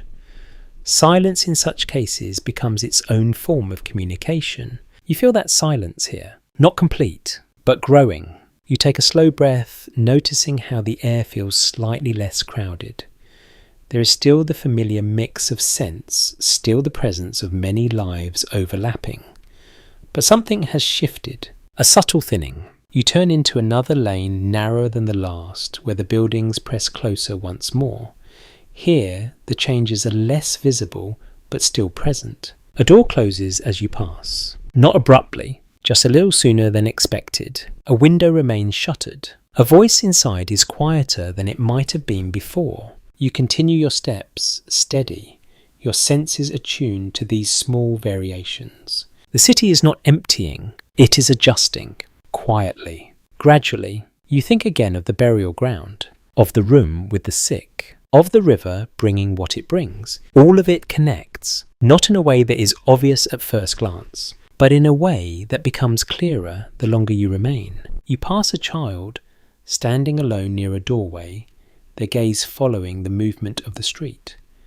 They do not run or call out. They simply watch. Their stillness feels out of place, yet it fits within the growing pattern. You move on. The street bends again, leading you deeper into a part of the city that feels both familiar and altered. You cannot point to a single moment when the change began. You cannot name a specific cause, but you can feel it now, in the spaces between people, in the pauses between words, in the quiet absence of things that should be there. You continue walking, your pace unbroken, your awareness steady. The city carries on, but not quite as it did before. And within that difference, something larger begins to take shape. You continue along the lane, and the quiet thinning of the crowd lingers around you. It is not emptiness, not yet, but the spaces between people feel more noticeable now. Conversations still happen, yet they seem more contained, as if each word is weighed before it is allowed to move. As you turn another corner, the atmosphere shifts again. The voices here are sharper. Not louder, but edged with something more focused. You slow drawn by the tone rather than the volume. A small group stands near a wall, their posture tighter than those you have passed before. One man gestures as he speaks, his hand moving with a controlled urgency. Another listens, his expression set, his gaze fixed. You catch a fragment, a stranger, a place, a reason that is not entirely clear. The words do not flow easily. They hesitate, then press forward again. A widely accepted pattern observed in times of crisis is that communities often begin to search for causes that can be seen and understood, even when the true source remains unclear. Standing here, you can feel that process beginning to take shape. You move a little closer, careful not to draw attention. The conversation continues, shifting slightly as others join. Each new voice adds something, a detail, a suggestion, a concern. None of it fully formed, but enough to build a shared sense of direction. Someone mentions travellers. Another speaks of outsiders. A third refers to behaviour that seems unusual, though they cannot say exactly why. The focus narrows, not to certainty, but to possibility. A curious detail preserved in some chronicles suggests that during the early stages of the plague, suspicion often fell on those who were unfamiliar or recently arrived, as their presence was easier to question than the unseen forces at work. You can hear that pattern forming here. It is not spoken openly as accusation, not yet, but it moves in that direction. You notice how the group stands closer together, their bodies forming a small circle that separates them from the flow of the street. Others pass by, glancing briefly, then continuing on. The conversation belongs to those within it. You step back slightly, allowing space, observing from the edge. A woman approaches, her expression intent. She listens for a moment, then adds her own words. Her voice is calm but firm. The others turn toward her, considering what she says. There is a pause, a shift. Then the conversation resumes, shaped by her contribution. It grows more certain, not because it is accurate, but because it is shared. A line of historical interpretation suggests that in the absence of clear explanations, people often turn to moral or social reasoning, linking illness to behaviour, belief, or perceived difference. As you listen, that reasoning begins to surface. A mention of wrongdoing, a suggestion of punishment, a quiet agreement that something must explain what is happening. You feel the tone change, not dramatically, but enough. The uncertainty that once hovered now begins to settle into something more defined. You move on your steps steady, leaving the group behind. The street continues, but the pattern repeats. Another pair speaking in low tones, a glance towards someone passing by, a slight hesitation before stepping closer or further away. You notice how people begin to observe each other more closely. Not openly, but subtly, a shift in posture, a longer look, a quiet adjustment of distance. A lesser-known observation from social accounts of the time notes that suspicion did not always lead to immediate conflict, but often began as a quiet distancing, a subtle reordering of trust and attention. You can see that here. It's not visible in grand gestures. It lives in small movements. You pass a group of children who play near a doorway, their actions lighter than the atmosphere around them. Their laughter rises briefly, then fades as they are called back by an adult.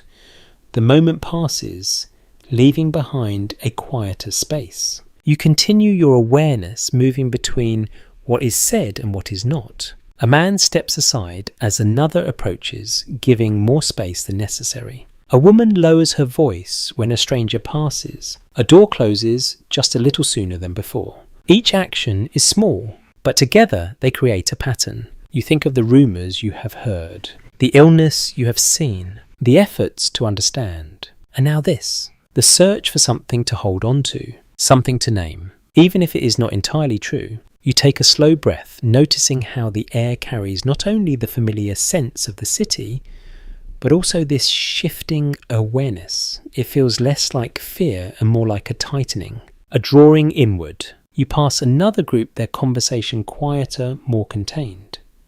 One of them glances towards you briefly, then looks away.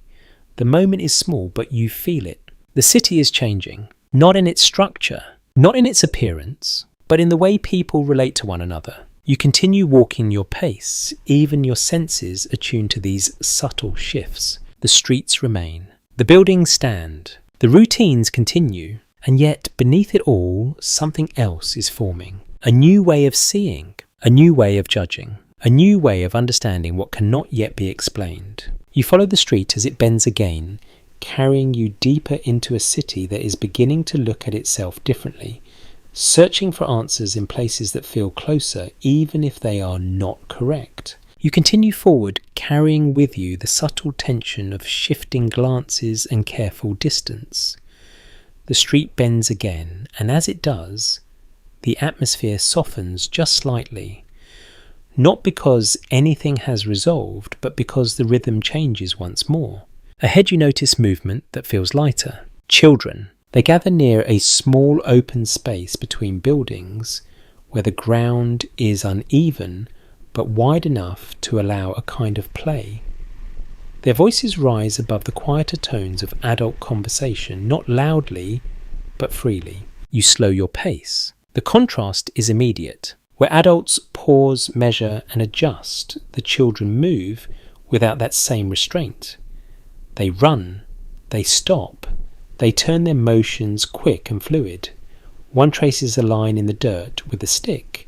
Another follows, stepping carefully along it as if it marks a path that must be respected. A well-supported observation in historical studies is that children in medieval cities often contributed to household work from an early age, yet still found moments for play within the spaces available to them. As you watch, you see both possibilities held at once. One child pauses to carry a small bundle from a doorway to a nearby table, completing the task with quiet efficiency. Then almost immediately they return to the others, their attention shifting back to the game, as if no boundary separates the two. You step closer, remaining at the edge. A girl claps her hands softly, setting a rhythm that the others follow. Their voices rise and fall in a pattern that suggests a simple rhyme, though the words are not entirely clear.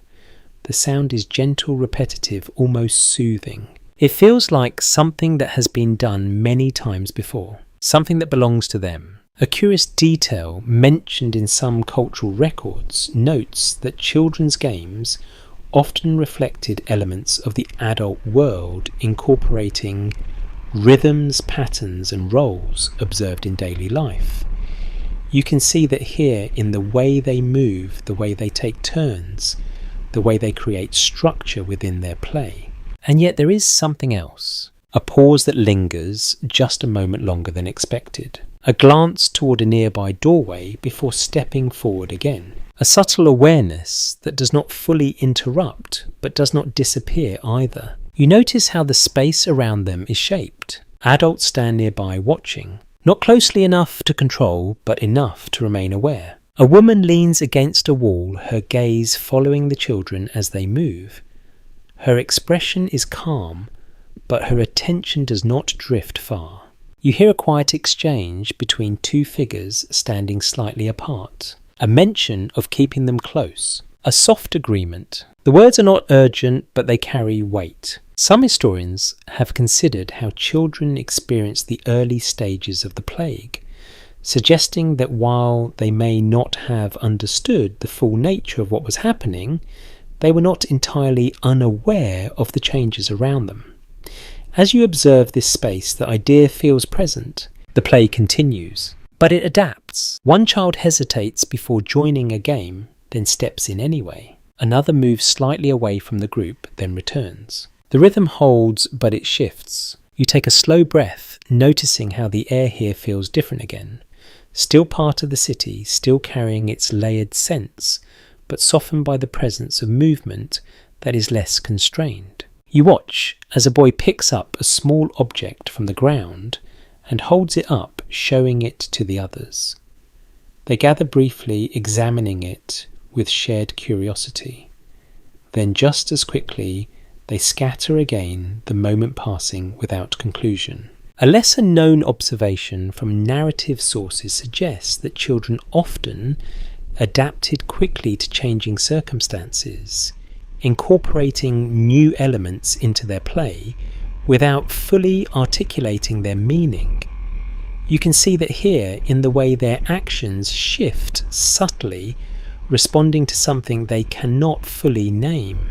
You step back slightly, allowing the space to remain theirs. The sounds of their voices blend into the broader rhythm of the street, rising and falling, then settling again. You notice how this moment exists alongside everything else you have seen. The crowded markets, the quiet sick rooms, the careful work of caregivers, the murmurs of rumour and suspicion, all of it continues. And within it, this, a small pocket of movement that feels almost untouched. Almost. You turn your gaze toward the surrounding buildings.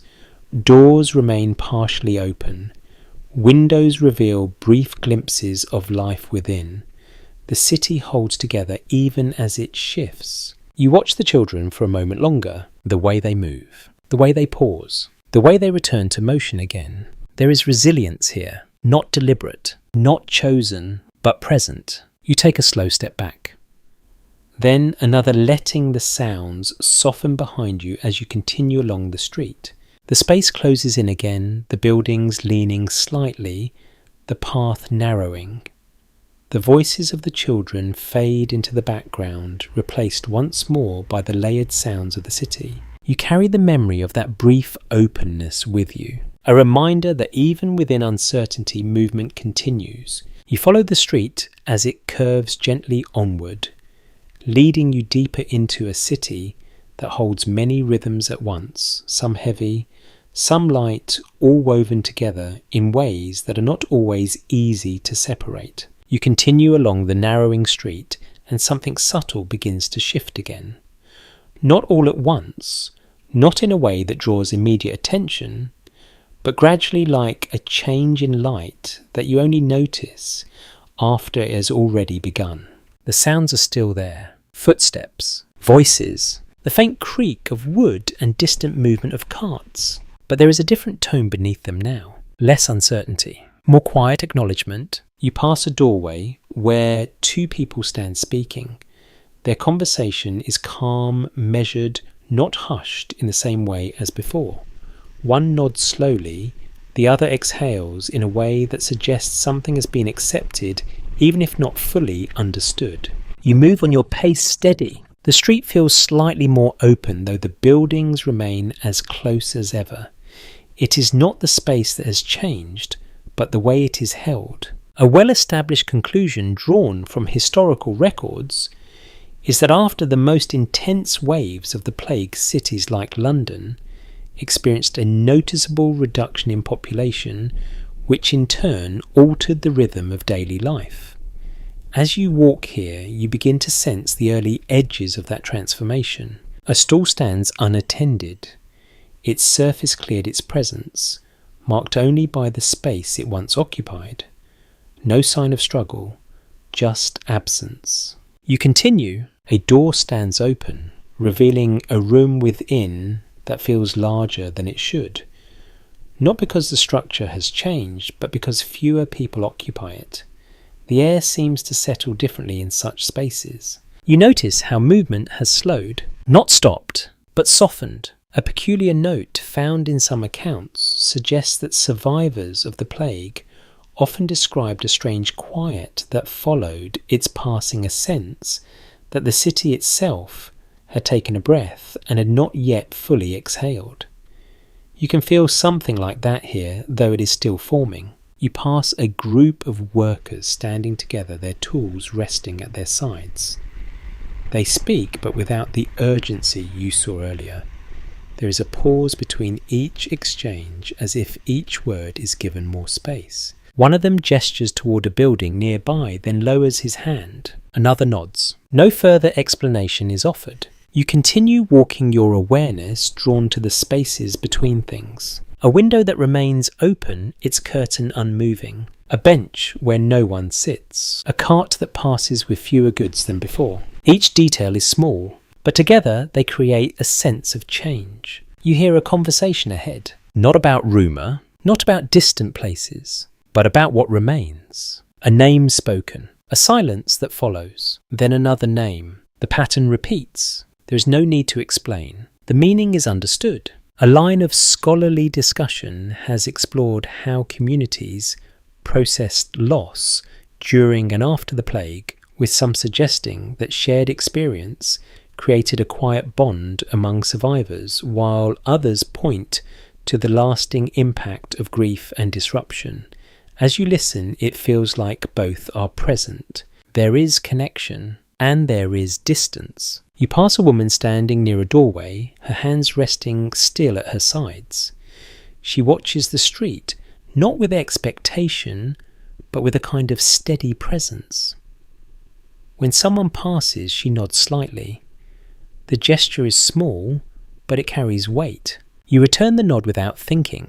The exchange is brief, but it feels meaningful. You continue on your steps unhurried. The city is still alive, still moving, but the pace has changed. There is more space now for breath, for thought, for memory. You notice how the air feels lighter in some ways, though not entirely free of what has passed. It carries traces, but also a sense of openness that was not there before. You pass another open space where the ground is uneven, but no one stands upon it. It feels as though something once occupied it, something that has since been removed, leaving behind only the shape of its absence. You do not linger. The street draws you onward. You think of the places you have seen, the market, the river, the workshops, the quiet rooms of care, the burial ground. All of them remain. But they are not the same, and neither is the city that holds them. You hear the faint sound of a bell in the distance, softer than before, less insistent. It marks time, but without urgency. The day continues, though it feels different now. You take a slow breath, letting the air settle within you. There is no clear boundary between what was and what is. No moment where everything changed at once. Instead, it has unfolded gradually. quietly. Step by step, you continue walking your pace, steady, your awareness calm. The city stretches ahead, altered in ways both visible and unseen. And within it, life continues, not as it was, but still. You continue walking, and the city begins to soften around you as the day draws toward its quieter edge. The light shifts, gradually losing its sharpness and settling into a gentler tone that rests along the surfaces of stone and wood. Shadows stretch a little longer now, not dramatic, but noticeable in the way they gather at the base of buildings and linger in doorways. The street is still active, though less crowded than before. People move with less urgency. Voices lower without needing to be asked. You follow the path without choosing it, allowing the rhythm of the city to guide you as it has all along. It feels familiar now, this movement through narrow spaces, this steady awareness of others, this quiet adjustment of pace. And yet everything carries a different weight. A widely recognised conclusion drawn from studies of the Black Death is that cities, like London, were permanently altered by its passing, not only in population, but in the structure of work, social relationships, and daily life. As you walk here at the close of day, you can begin to sense those changes settling into place. You pass a row of houses where the windows glow faintly from within. The light is softer than the fire-lit rooms you saw earlier, more contained, as if it has learned to remain within its boundaries. Movement inside is slower, more deliberate. A figure crosses behind one of the windows, then disappears. Life continues, but quietly. You move further along, and the street opens slightly into a familiar stretch. Not because you recognise the place exactly, but because it holds elements you have seen before. A small stall, a doorway, a corner where people once gathered more closely. Now the space feels wider, even though it has not changed in size. You pause for a moment, not out of necessity, but because the stillness invites it. A faint breeze moves through the street, carrying with it the layered scent of the city. Wood smoke, stone water, and something softer beneath it all. It touches your skin lightly, then passes on. You notice how the sounds settle. Footsteps become less frequent. Voices blend into the background. The occasional call or movement stands out more clearly against the quieter space. A small intriguing observation found in some accounts suggests that after periods of intense disruption, people often return to familiar routines in a more subdued way, as if testing the stability of what remained. You can feel that here. The city is not silent, but it is listening. You continue walking your pace, slowing slightly without effort. The day has reached a point where movement feels less necessary, where simply being present becomes enough. You pass a church once more, its doorway open, its interior dimly lit. A few figures move within their steps, quiet, their presence steady. The bell does not sound now, but its absence feels just as meaningful as its presence earlier. You do not enter. You simply pass by, carrying the sense of it with you. The street bends, gently leading you toward a place where the buildings give way to a wider view. Not the river this time, but something similar in its openness. A space where the sky feels larger, where the air moves more freely. You stop again. The city stretches behind you, its layers visible in the fading light. The narrow streets, the leaning buildings, the spaces where life has unfolded in so many ways throughout the day. You think of all that you have seen, the crowded bridge, the markets filled with quiet exchange, the homes where warmth and closeness shaped daily life, the rooms where illness first appeared unnoticed by many, the careful work of those who tried to help, the quiet adjustments of authority, the growing threads of rumour and suspicion, the subtle thinning of the crowd, the children still playing, the spaces left behind. All of it remains. All of it has changed. You take a slow breath, letting the air settle around you. There is no clear ending here. No moment where the city stops and declares what it has become. Instead it continues, adapting, holding what it can, releasing what it must. You turn slightly, your steps guiding you back toward the street, toward the familiar pattern of a movement that now feels softer, more open. The light fades further, the edges of things blending gently into one another. The sounds diminish, not disappearing, but settling into a lower, steadier rhythm. You walk without urgency now. There's nowhere you need to be, nothing you need to do. The city carries you as it always has, through its spaces, its changes, its quiet persistence. And as you move, you feel the weight of the day easing. Not forgotten, but softened. You pass one last doorway where a small light flickers within, steady and calm. It remains as you continue, then fades from view as the street bends once more. The air cools slightly, the sounds grow faint, the movement slows, and you find yourself walking within a city that has endured something immense, something unseen, something that has left its mark not only on its people, but on the spaces between them. You continue forward your steps, quiet your breath, slow. The night settles gently. The city rests though never fully, and you move with it, carried into that quiet, steady stillness. The path ahead softens, the details blur, and the world around you grows calm. Now as the city settles and your steps grow lighter, you can allow yourself to rest within this quiet space. The streets you have walked begin to fade, their shapes softening, their sounds becoming distant like echoes carried gently away. There is no need to hold on to every detail, no need to remember every turn or every voice. The city remains steady in its own way, even as it changes, and you for this moment are simply part of that stillness. The air is calm, the ground beneath you feels steady. The rhythm of your breath slows, matching the quiet pace of the night. You can imagine the lights dimming one by one until only a few remain soft and distant. You can imagine the sounds settling, becoming fewer, gentler, until they blend into a quiet hum that holds everything together. There is nothing more to follow, nothing more to seek, just this moment, this calm, this quiet presence. And as you rest here, the city continues, not demanding your attention, not pulling you forward, but simply existing alongside you. You can let go now, let the images drift, let the sounds fade, let the stillness deepen. And as it does, you may find yourself carried gently into sleep, held by the quiet rhythm of a world that has endured and continues even in its softest moments. Sweet dreams.